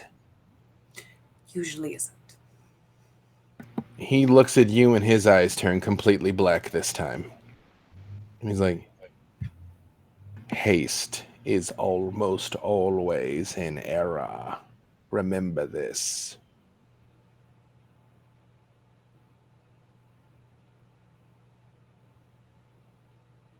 The rest of you are ushered into this room. Again, it is a dark cathedral. It is the exact opposite of what it was upstairs. Dimitri, it is awesome. Eli, you also it's there's a certain comfort in it that you can understand. The rest of you, especially to you, Esther and Sherry, it looks like something out of a Marilyn Manson video. Yeah. You all see the vicar standing there, which you all have met in the past, but I do not believe you met in person when you came yesterday. He did not appear, but this time he very much is standing there. It's like, welcome.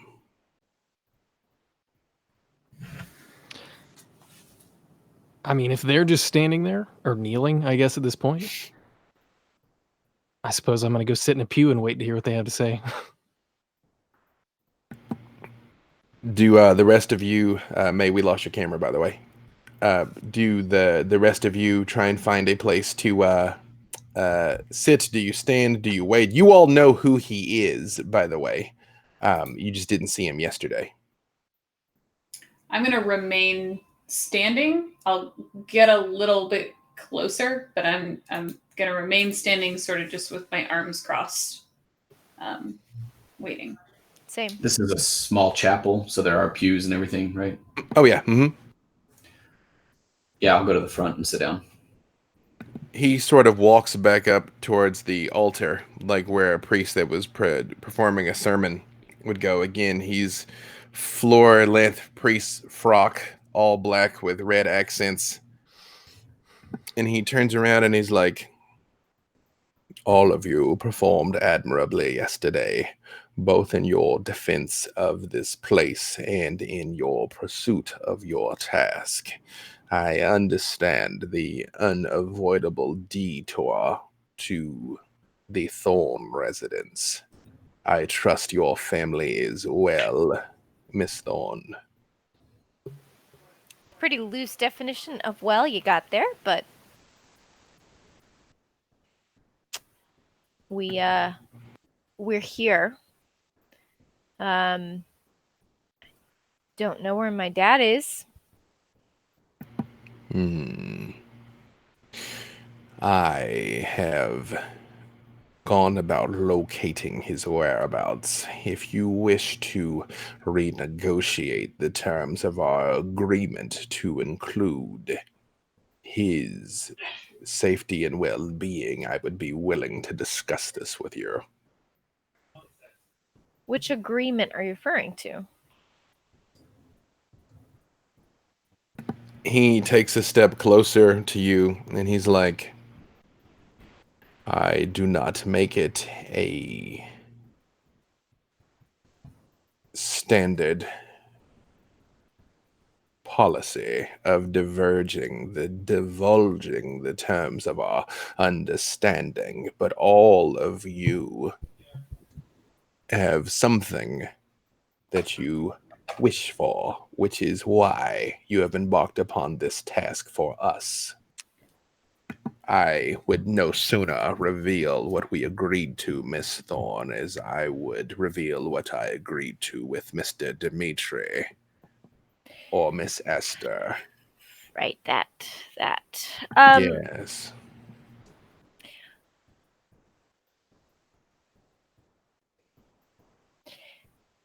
All right. Little misunderstanding there. So I guess what do you need from me to, as you say, renegotiate?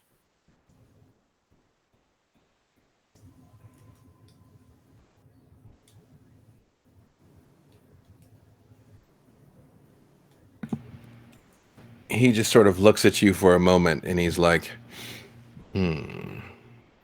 I will tell you what happened with your father at a later time. At this exact moment, he is alive and intact and in federal custody. Well, to be honest, he's probably safer there than my mama and sister are here. I assure you that is incorrect. However, he turns and looks at the rest of you and he's like, there is the small matter of the recent assaults on locations in this area that still requires rectification. And he sort of motions, and you see Brother Kyle comes forward and he starts handing out folders. And it is police reports from a washateria that was attacked today in broad daylight. Smash and grab while the place was open. This is on the list of locations that Gigolo gave you. Apparently, go ahead. Sorry. Was anybody hurt? Yes. Several bystanders were hurt, but not killed. There were people that work there that were killed. And all of the eyewitnesses say it was Han Solo and Chewbacca that attacked the place. That's what they look like. And that's actually a good place for us to take a break. So we'll come back at 55. We'll do 12 minutes. So at 55 minutes after, we will come back and jump in to find out how it is Han Solo and Chewbacca pulled off a smash and grab. It's kind of what they do, though. It's true. It is what they do. All right. We should just give up now. We'll be right back. And we are back. Sorry, we had a bit of a deluxe break there because we had to take care of some stuff over here on our side. Emily had a thing come up. She will be rejoining us shortly, but a wild melee damage has reappeared. Again, to recap, you all were in the presence of the vicar there, and he has just revealed to you all that there was a daylight smash and grab robbery on one of the sites that was on the list of gigolos holding. It is a laundromat, a washateria. Several innocent bystanders were hurt. A few people that lived there, that worked there, were killed. And all of the witnesses said Han Solo and Chewbacca are the ones that attacked the place. And this happened earlier today. And they have given you official NYPD police reports, up to and including taking the witness accounts that Han Solo and Chewbacca did this.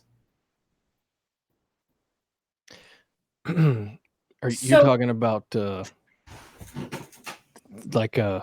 actually like dressed up? Did they give any? I'm confused. I'm sorry. Right?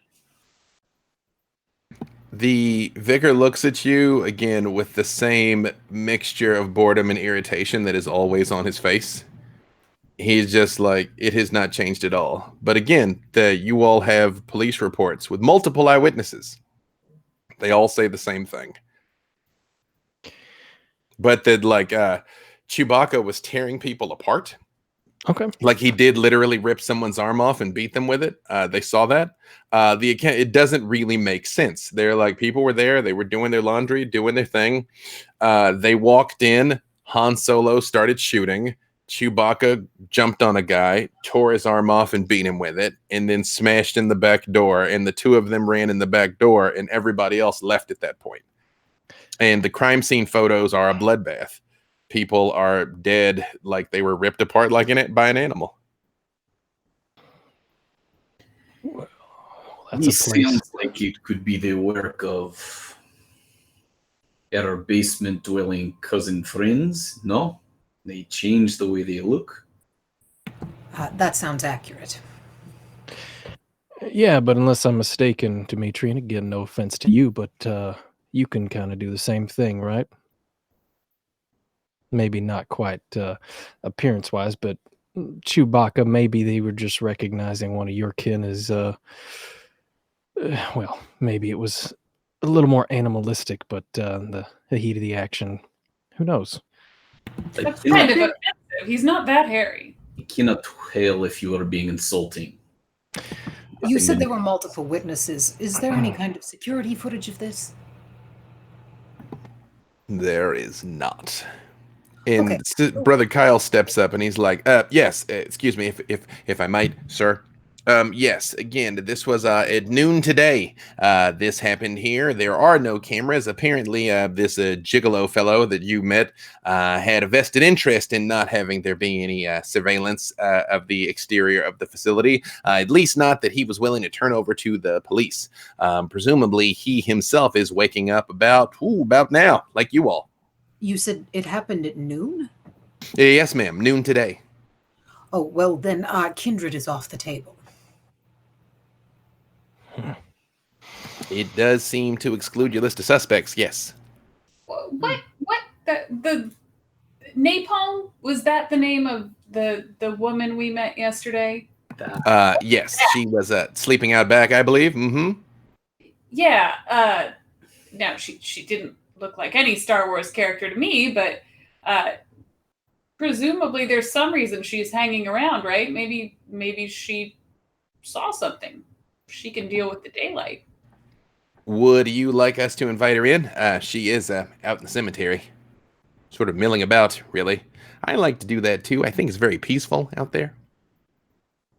We did schedule a meeting with her. I don't particularly like her hearing the details of this conversation, so perhaps it's one to have afterwards. That is wise, Esther. Isn't she also a Nosferatu, though? She is, I believe, and he sort of flips through some papers that Brother Kyle had. He's got like one of those leather attaché type things, you know. He's like flipping through. He's like, I believe she is on the payroll of a Mr. Memphis. Terrible piece of work that operates over on the other side of Central Park. We'll deal with that in a moment. But if it happened at noon, and it's a furry thing, chances are it's probably a lupine. But we can go ahead and ask the Nosferatu, who was also asleep at the same time we were, if they know anything. Sure. She knows the crew. She might know if there's something that could do damage like this and still alter its appearance to look like pop culture references that are near 30 years old now. Could it possibly be that they didn't really look like that, and it could have been a mind thing? You know, some of us have the ability to rewrite memories and things like that. I think they do as well. I don't like the sound of this. You know, whenever one of those things is involved, that like a lot of us usually die.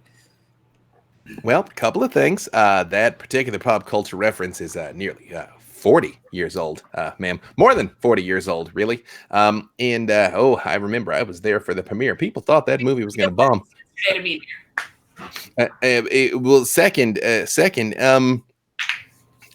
We have heard similar accounts, ma'am, to your point there, that there are some creatures that when they look at them, the mortals just, they sort of alter it in their mind.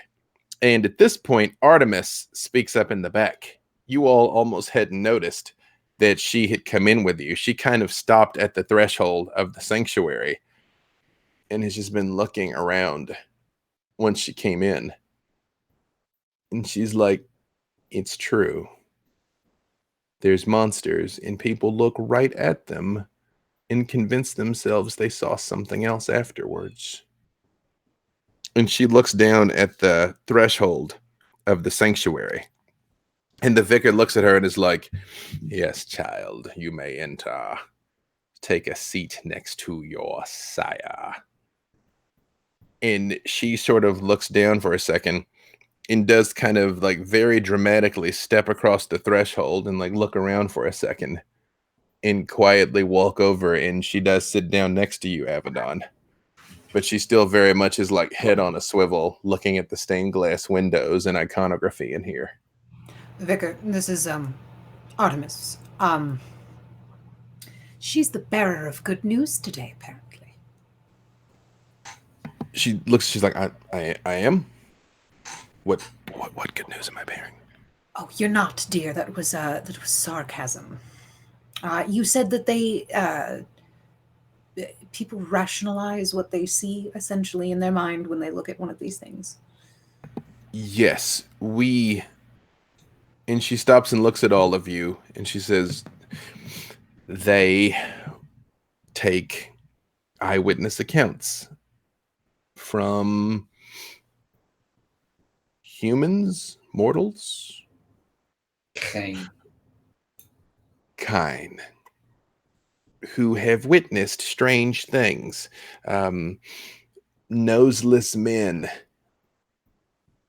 anomalously durable pop stars, people that go into art exhibits and never come out again. And we track those things. And what we came across, they came across many times, was people that we'd show up and people had been torn to pieces, and they'd tell us a dog had done it, a bear, a coyote, Chewbacca. The rare times we got any video footage, we knew that it was no such thing. I have no more insight into what this might be in particular. I was sleeping alongside my sire here.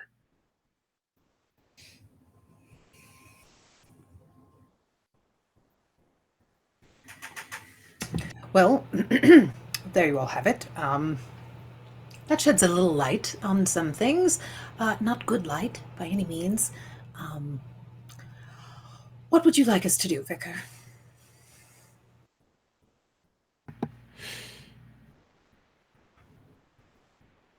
Go to this place, look about, see if you all were able to determine something that the mortal authority was not. Perhaps you can look at things in a different light.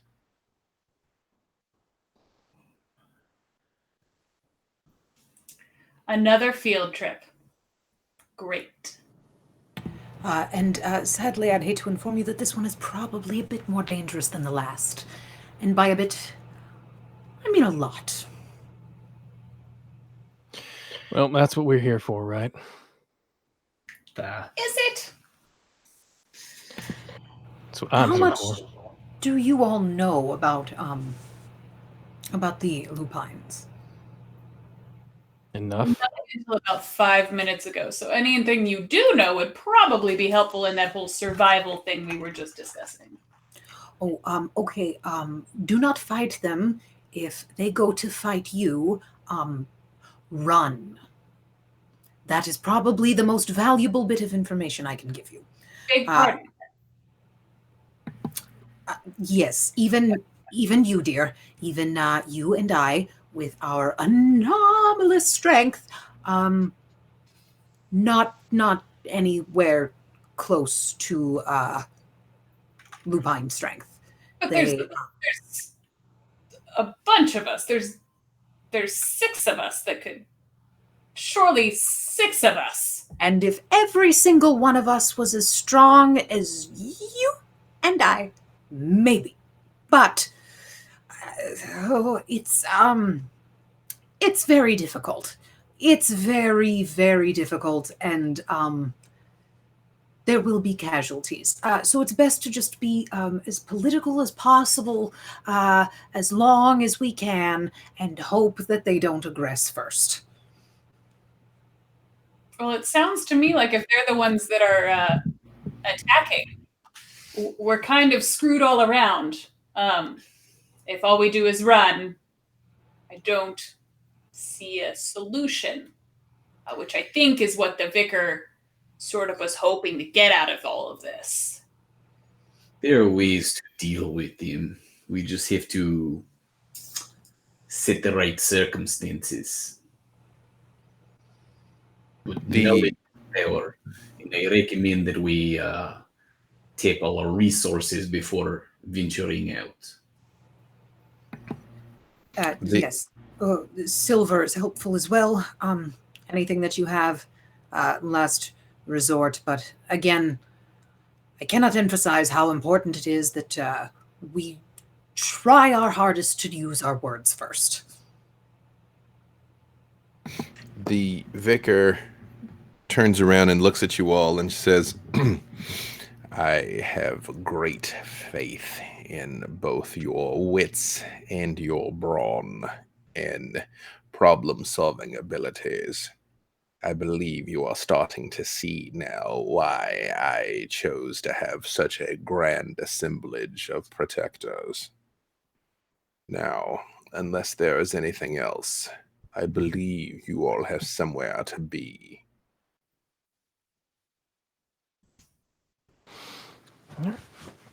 Stand up and turn on my heel.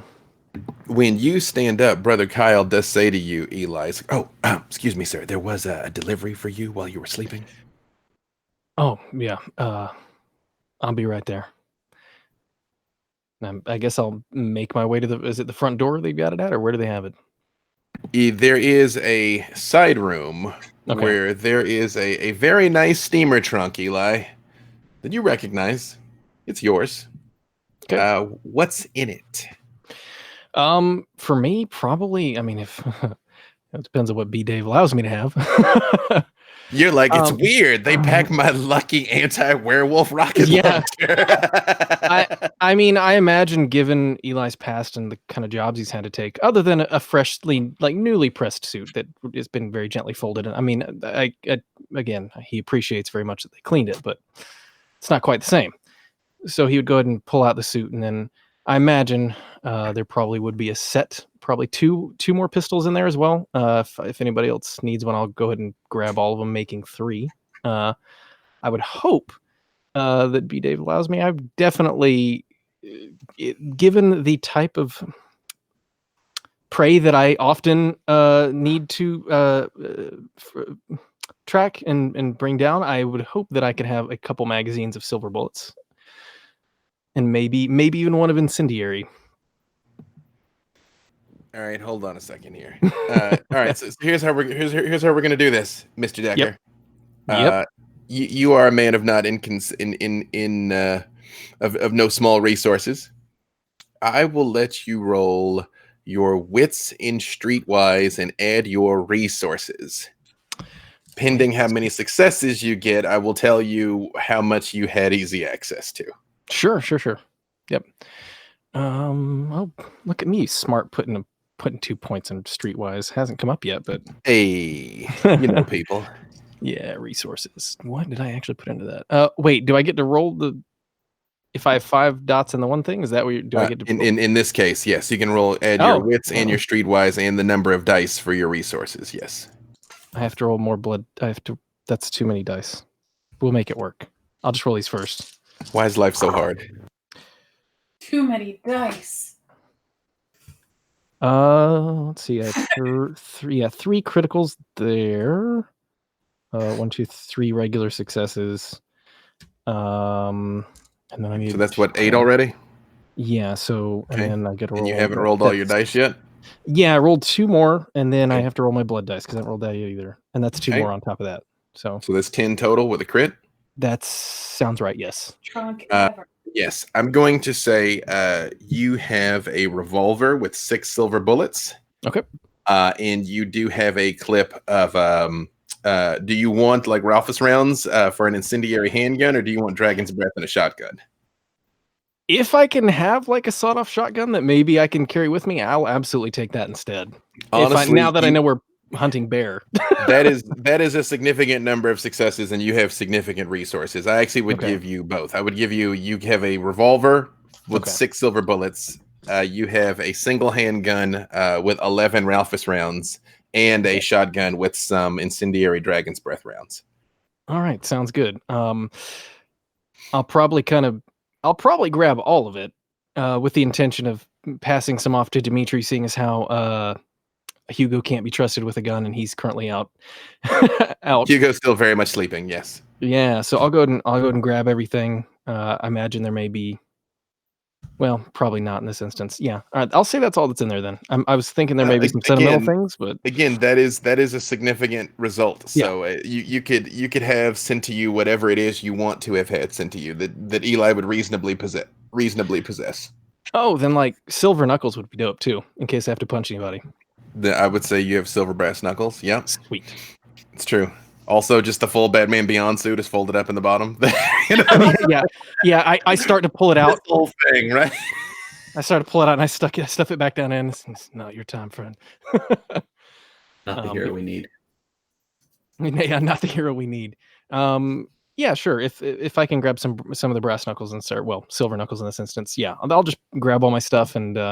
More specifically, they're silver-plated brass knuckles, but yes, absolutely. I will say you have a pair. You have 2. Okay. 2 silver-plated brass knuckles.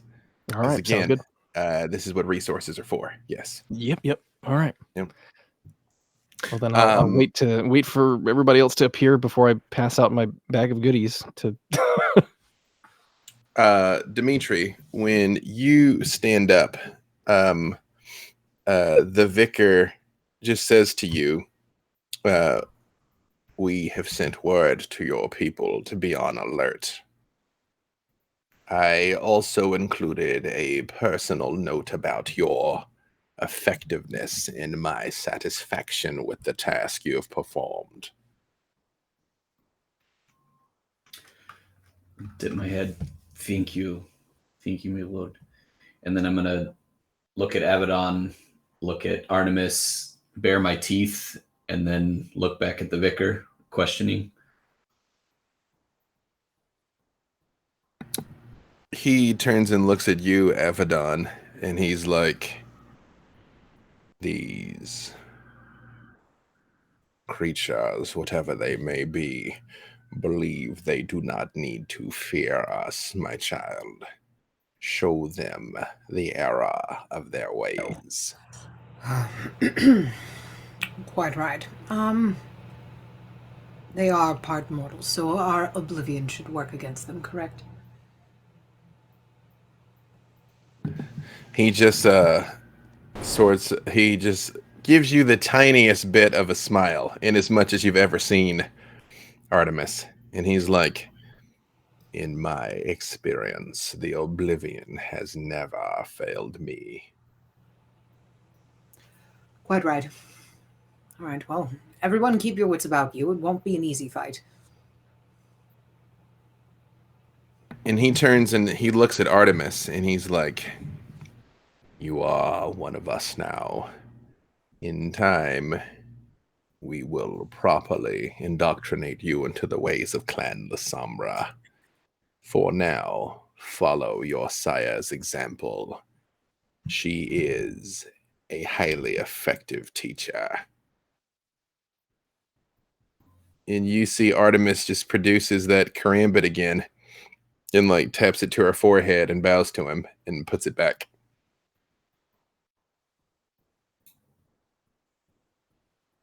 Do you all do anything else before you head out? I had requested a meeting with my folks via pager, but I assume that it's been kind of taken care of. And we've got information. Yes, you if we could play it out if necessary. Otherwise, of course, you are, they don't hide anything from you. And does anyone talk to Napalm, or do you all just head back out? I want to talk to Napalm. Same.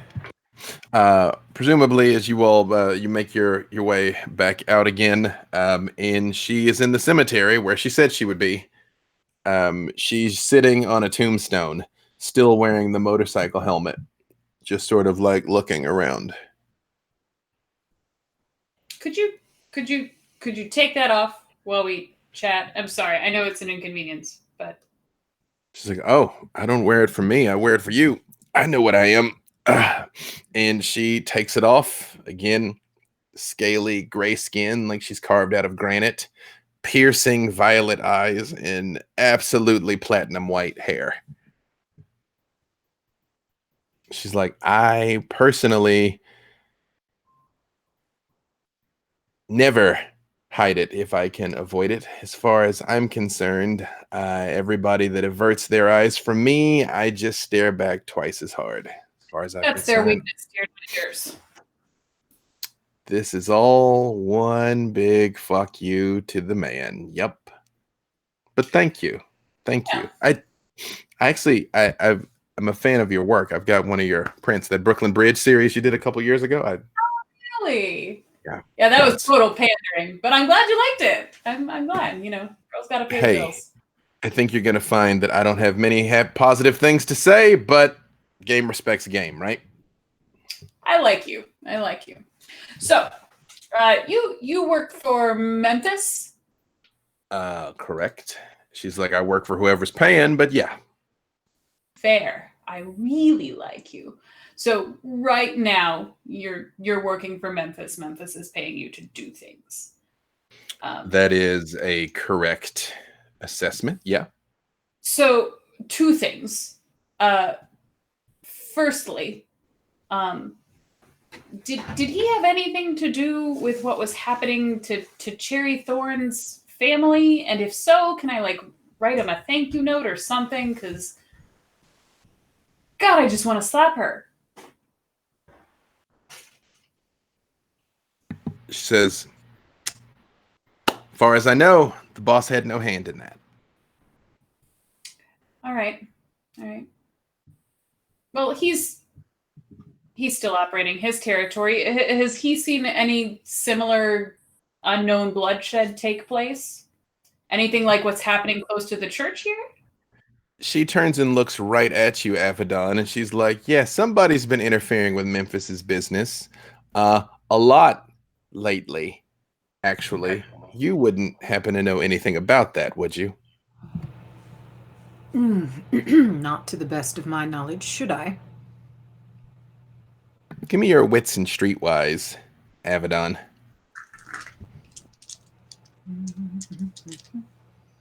Check my streetwise again. I always forget what my streetwise is.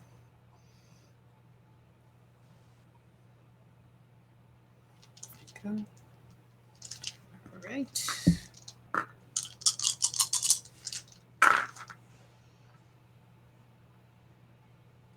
No, that is 1.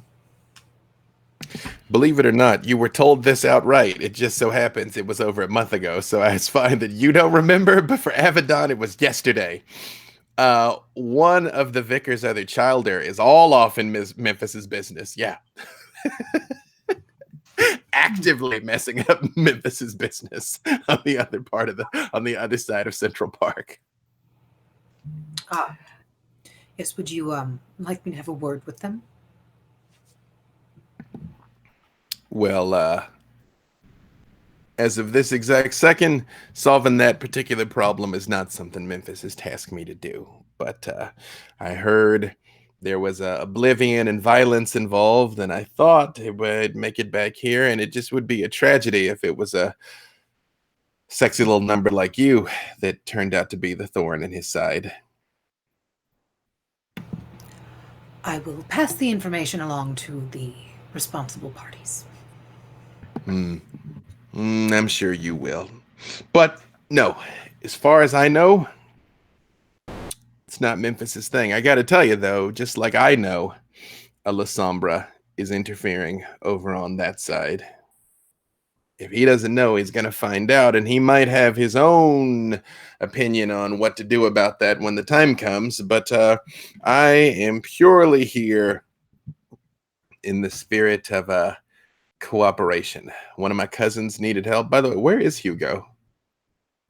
He's napping. He had a really long day yesterday. Actually, Avedon, could you excuse us for like just a moment? Mercenary to mercenary, I'd love to have a chat, and then I'll kind of just put my hand on Napalm's shoulder and sort of like gesture. Yes. I'll go check on Artemis. As she's walking away, she looks back at you, Avedon, and she's like, I believe Gigolo gave you my number, right? Oh, no. I meant Avedon. No, I know. Oh, you want to talk to Avedon away from Napalm? No, I want to talk to Napalm away from Avedon. Yeah. Mm-hmm. No, as you're pushing Napalm away, she points at you, Avedon, and she's like, I believe Gigolo gave you my number, right? Yes. I'll be in touch if need be. She's like, also, tell your boy or girl or whoever it is, Memphis might be onto them. Is she kind of like walks away with you into the cemetery, Esther. So, I'm not super into all this like church business, and I have no idea who Memphis is, or really Gigolo before yesterday. I don't know any of these people. I don't really care. But it seems like there's something happening in this part of the city that could potentially mean bad things for me on a personal level. Apparently, there's something stronger than us kindred out there, and I feel like it's in all of our best interest to sort of share information in that light. So, have you noticed anything more powerful than you around? She smiles and she's like, first of all, flattery will get you everywhere. I can. Give me your charisma, either your charisma or your manipulation in either persuasion or subterfuge, whichever is higher, but let me know which one you choose. Manipulation and subterfuge. Yeah. Got it. Which, just for the record, that's the difference between whether or not you're telling the truth and trying to be sweet or not necessarily. Spend a willpower. Okay. That worked out well. 4 successes. She sort of looks at you and she's like, I'll make a deal with you. You make it known to the vicar.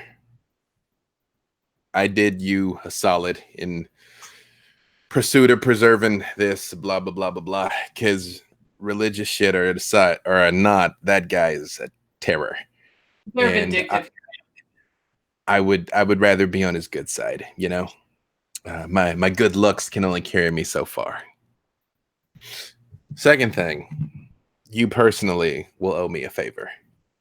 Not some crazy life boon shit, but somewhere down the line, I'm going to call in a solid. I'm not usually in the business of owing anyone anything, but you seem like a fine, upstanding criminal, so why not? Sure, one favor.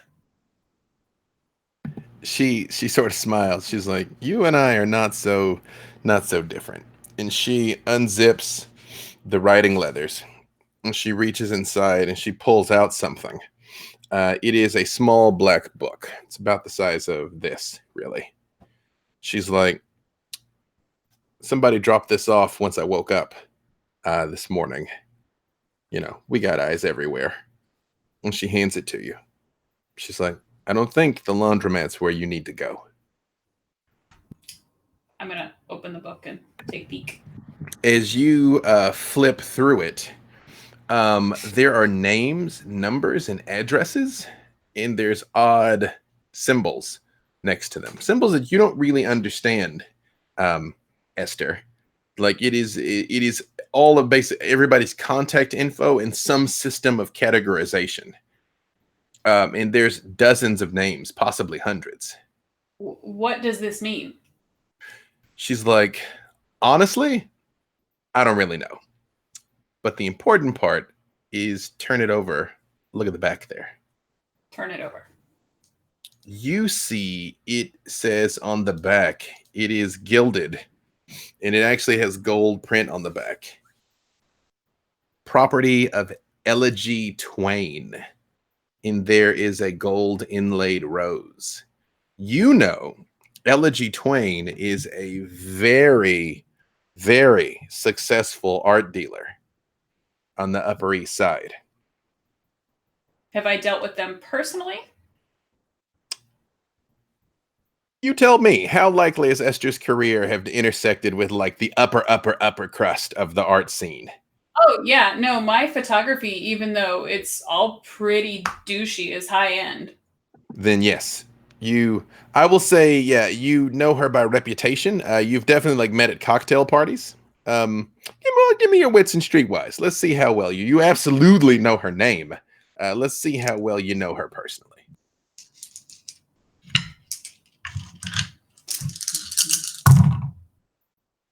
Oh my God, that's going to be another willpower. You're like, I said I'd bury that bitch. Yes, you've spoken at cocktail parties. It's one of those things that it's like, you know, if you see each other in the room, you'll take the time to come over, you know, how are you? How are things? You do know she's a Toreador. Okay. And as you're sort of like flipping through this book, you see also there's blood on the edges of it. Esther, fresh blood. Okay. None of the names look super familiar right out of the gate. Nope. Okay. Actually, give me a different wits and awareness. as you sort of thumb through it. 4 again. As you kind of go through it, yeah. Every once in a while, you're like, that guy buys some paintings for me. Okay, flip, flip, flip. Oh, so it's sort of my circle-ish. It is a wide. Again, there's dozens, maybe hundreds of names. Okay, but I recognize a couple. Okay. Yeah. Mm-hmm. As you like flip, but there's no pattern in what you rec. You're like, no, I know that guy. Okay, like flip, flip, flip. Well, that girl's a concert promoter. Cool.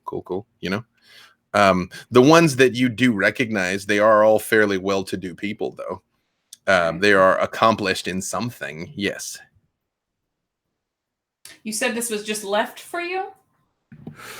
It was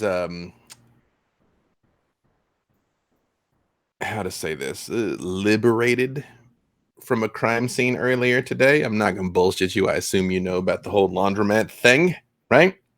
I've looked at the folder, I guess. But... Apparently, that slid under the desk there. Got pulled out of somebody's hands. Rigor mortis. It's and she sort of like points to the stain on the bottom. Okay. All right. This is helpful. Do you mind if I hold on to this? She just sort of smiles for a second and she goes, "Remember to tell them I did you a favor." And she sort of like in your hand kind of like turns it over and like taps Elegy Twain's name. And she's like, "That's who you want to talk to." Yes. I think I'm probably overdue for an appointment anyway. This will work out well.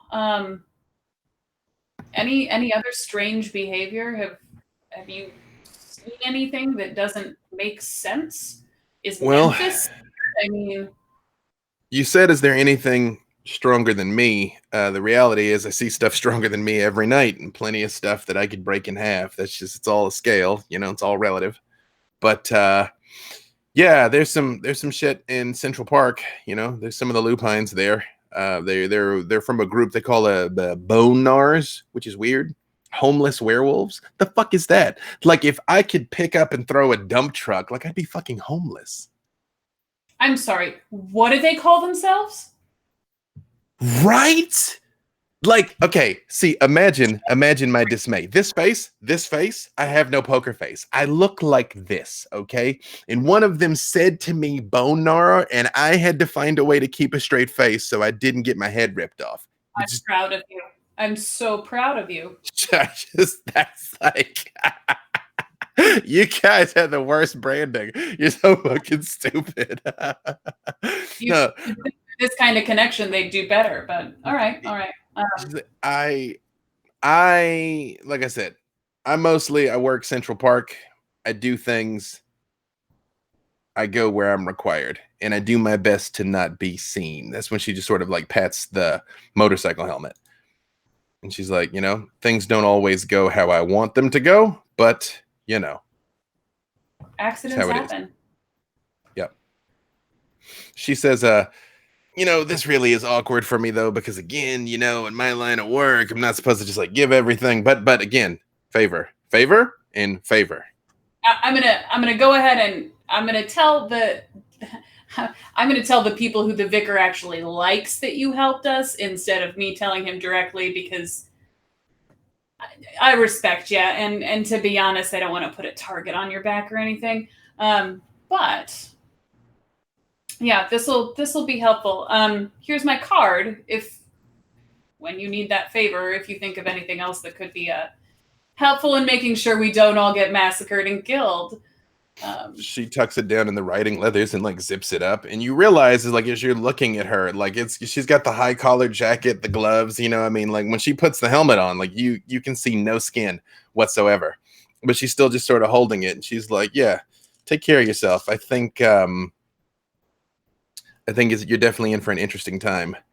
And she stops and she's like, "Your buddy with the nose or without the nose?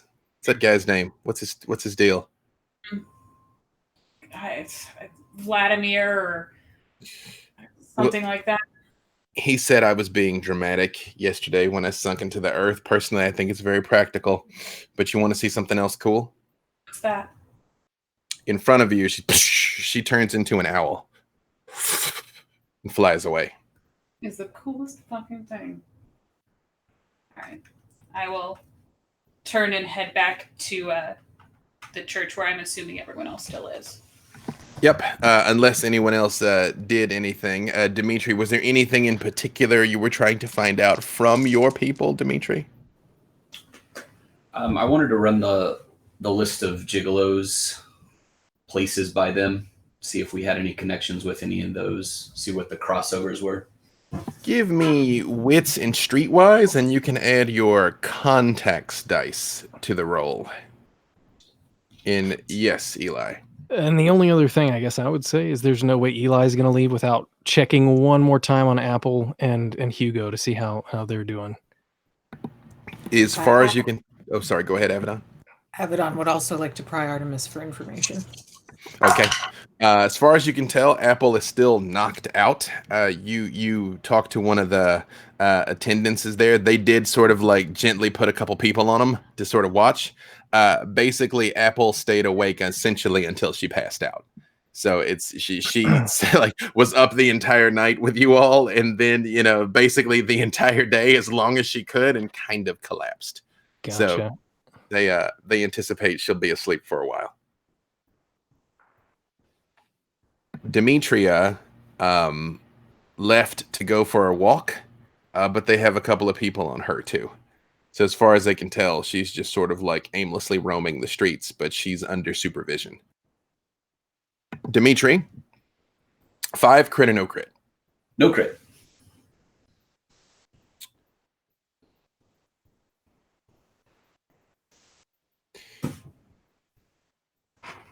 I've come to discover over the course of doing this that apparently I cannot do a prolonged Russian accent, but here we go. We're about to dive in again and try this.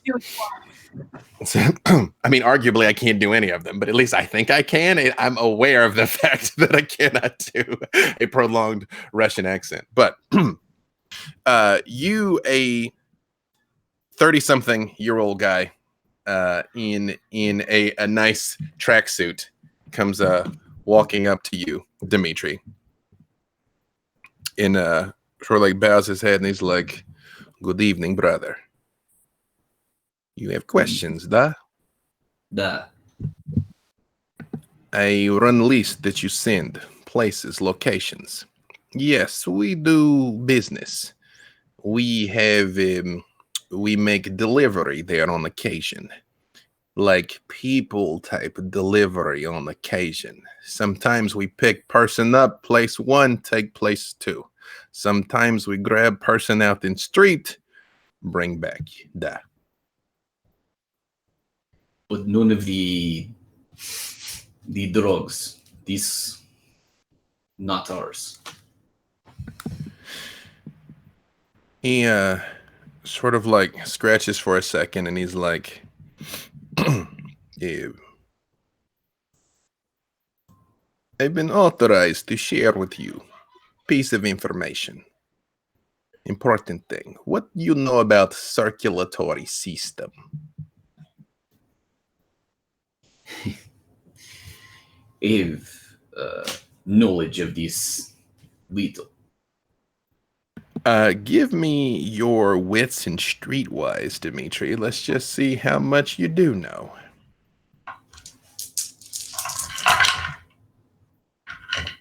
Those. He says, I think is not type of thing you would find palatable. But there is group, kindred, rich, influential, been through Toreador types, but whoever can pay can has, yes? They collect unique kind, special blood, special order. They get. He's like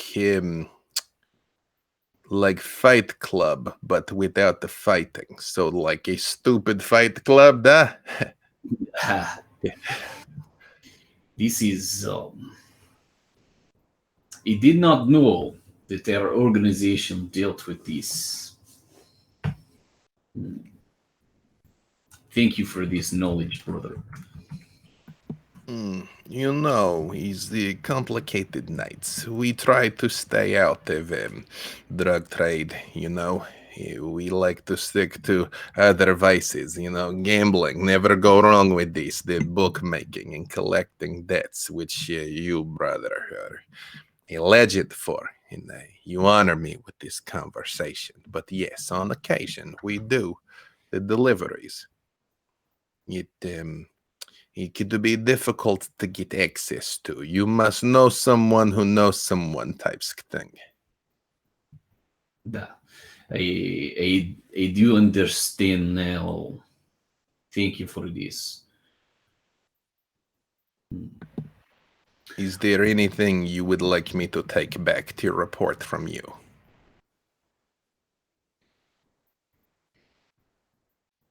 The incident further there north. My face may have come up there. I was not working under family. This was independent information and job. We receive report you were doing work for the vicar, yes? He assured me that he had been cleared.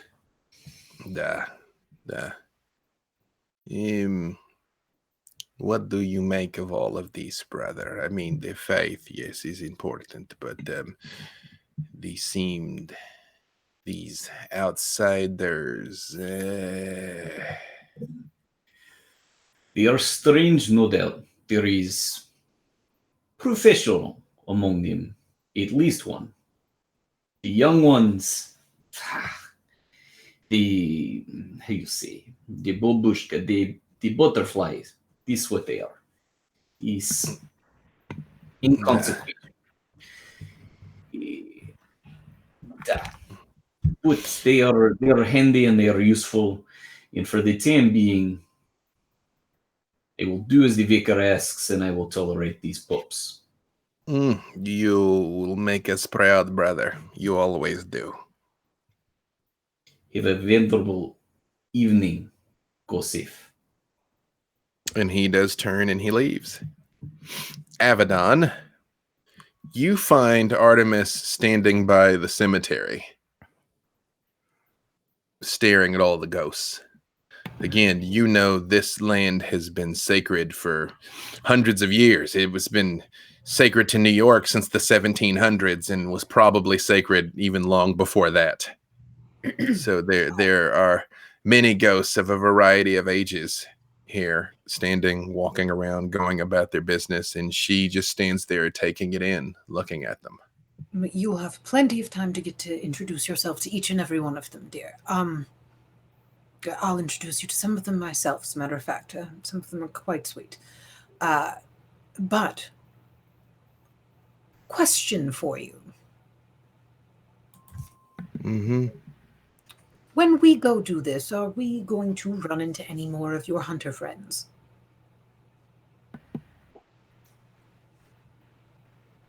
Maybe. They were on to some of you. Presumably they're on to all of you now. What can we do to stop that?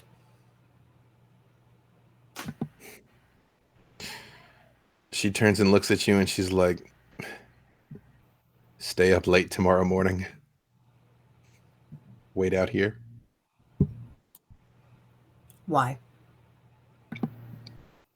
Meet the sun. As long as you continue to exist, they'll keep coming after you. Look at this. Look at what happens. Look at the death that follows you, follows us. Somebody has to protect people. Yes, that's fine. But how do I... You're missing the point, dear. How do we throw them off of our particular specific trail? She You realize her eyes still like linger on the ghost for a few minutes. It's almost like she forgets you're there for a second, and then she turns back and looks at you. She's like, I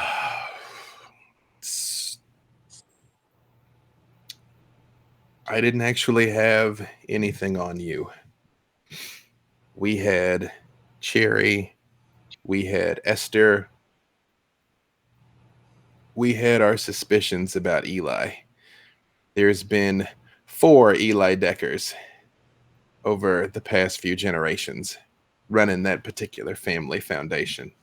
This is Eli Decker the fourth now, and they bear a striking resemblance to one another. I actually was really hoping to get to ask that guy about it, but we knew if we rolled up Winston Thorne, we knew that we could get him to crack on whatever he was doing in his Winston Thorne, get him to crack about what he was doing, roll on his co-conspirators in business. We didn't know if they were all human, and we also thought we could lure out his daughter, squeeze her, and find out who she was working with, which I suppose worked after a manner of speaking. That's what we do. We're law enforcement like anybody else. We catch somebody and we roll them up the line. And now she turns and she looks at the church. Well, I don't know. I'm sorry, go ahead. Do they keep these files on like a computer of some sort? Are they paper files? Are they just, if all of this information were to magically disappear somehow, how would one go about doing that? She motions towards the ghost. She's like, do you think it's still 1730? Of course it's on computer. Everything is. Yes, is it on both? Is it on, I understand that. But how do we get rid of all of it?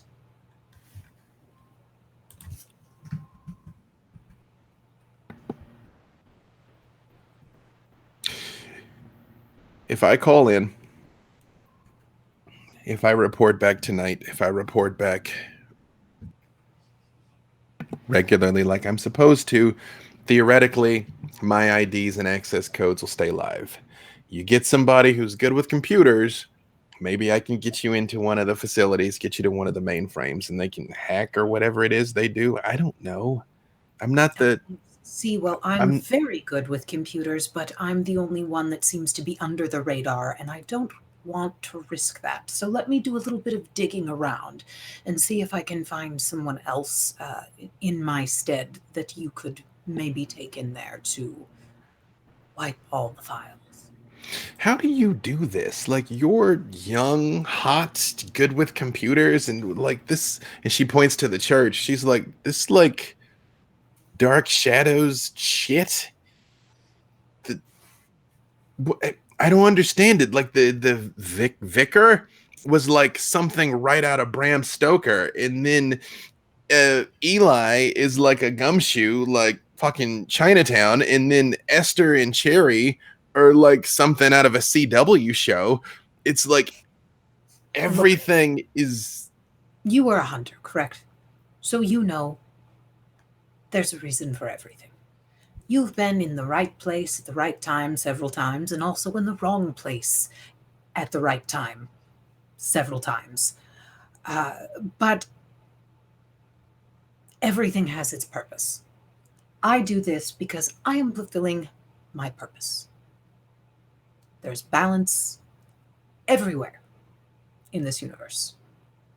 I am doing my part, just as you were trying to fulfill yours before.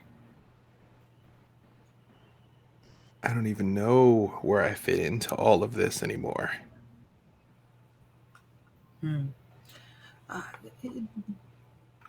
You are a warrior. You always have been. You always will be. And now you're better at it. So, there's that. I myself hope to one day run security for the Vatican.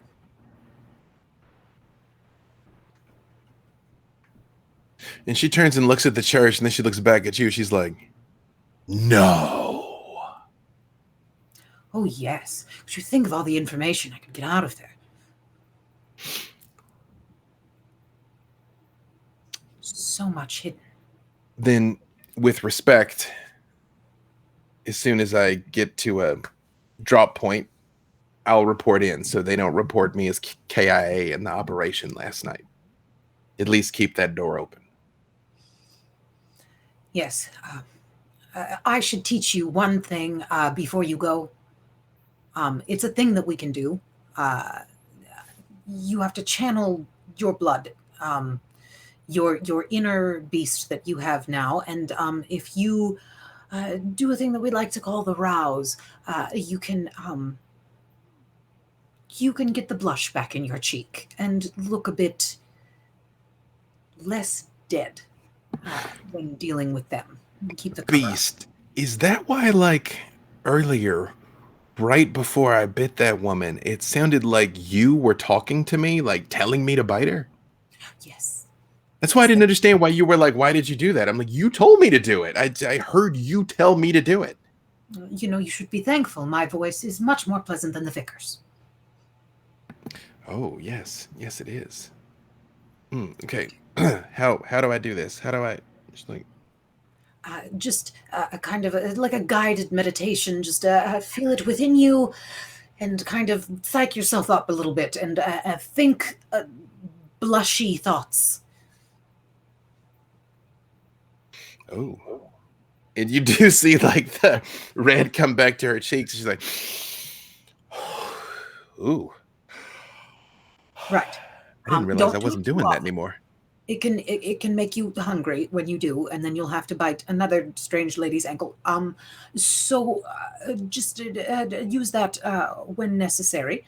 So later when you go to meet them at that point, be sure to do that before you go in. And hopefully they won't be able to tell anything's up except for, you know, your eyes, which don't activate your oblivion around them. I know that it should go without saying, but don't absent-mindedly do it trying to look at something either. It can slip the mind. Just pay attention. Be vigilant and on your toes. In my experience, the basics are where things go wrong. Yes.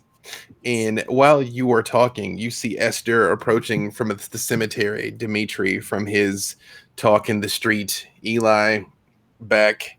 Now, Eli, I would say that they also included a bag of some sort for you to like easily transport the gear. What sort of bag would Eli have for his go bag? Yeah, I like to. It'd be cool if there was a place I could like roll it out, like have them all like fancily packed in there and like roll it out on a bench or something. So I would say a very nice leather bound container like that. Then inside they're kind of rolled up in cloth. You all are gathered here outside of the cemetery with your newfound information and accoutrement, and you have a pending appointment with Elegy Thorn in the circulatory system. And that's a good place for us to stop. So thank you all here. Thank you to, Emily, who had to step away. Todd was tied up also. They will both return next week. Thank you, May and Mason and Justus and Diana. And I guess one last time here, we'll tell everybody where they can find you. We'll go in reverse order this time. We will start with May and work our way backwards. So who you are and where you might be located. Hi there, I am Leigh Damage. You can find me on all the socials at Melee and then the word damage. So I'm there in all the places, and you can check me out on Wednesday nights here on QueueTimes, where I storytell a little show called Denver by Night, where I torture all of my wonderful players who are absolutely amazing. It's an all-girl campaign, and it is so much fun. And we have more episodes coming out. We were only going to do a 4-shot, but now we are doing more. Let's see. What else? I think everything else is on break right now, but soon A Darkened Wish will be returning on Thursdays, where I play Helene in a story written by Mr. P. Dave Walters over here, and artwork by Tess Fowler, and it is amazing. So you should definitely check that out. Most nights you can catch me on my Twitch, again, /Leigh Damage, playing Bloodlines. Doing a lot of Bloodlines right now. So if you guys miss playing Bloodlines from way back when and you want to see it in all its glory again, tune in with me, hang out with me on my Twitch, and watch just all of the madness unfold. Mr. Mason. Yeah, so appreciate you guys all hanging out tonight. You can find me DMing on Mondays and Wednesdays and Thursdays over on our channel here, Wizard X TV, where we do D&D and Call of Cthulhu mostly, but we one-shot a lot of other stuff in there. And Wizard X or Wizard X TV, you can find me pretty much on every other social media thing in one of those forms. Oh, and obviously here on Friday. It's for true. a couple weeks. That's true. Yeah, more now, and the newly relocated here to QueueTimes. QueueTimes. Justus.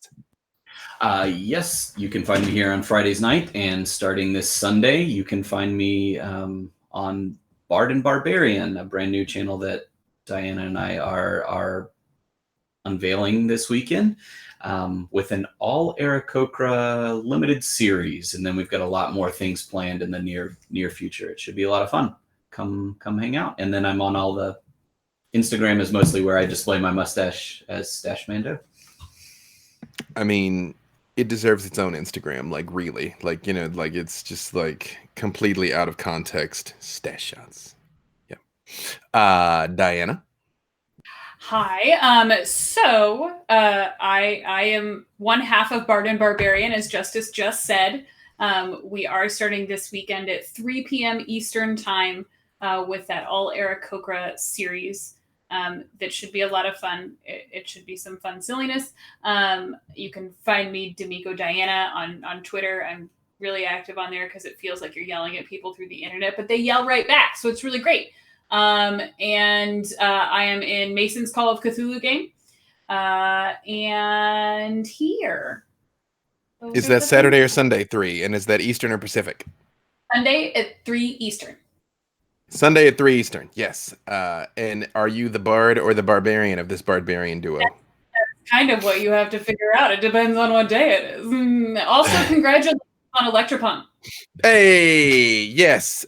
Just before we went live, our Kickstarter for Electropunk funded at 100%, and we have 8 days to go. It's 9 o'clock next Sunday morning Pacific is when it ends. So yes, we have a week to sort of pad it a little bit, but yes, thank you to everybody. Also, shout out to Tess Fowler again. May mentioned her. She was my co-creator of A Darkened Wish.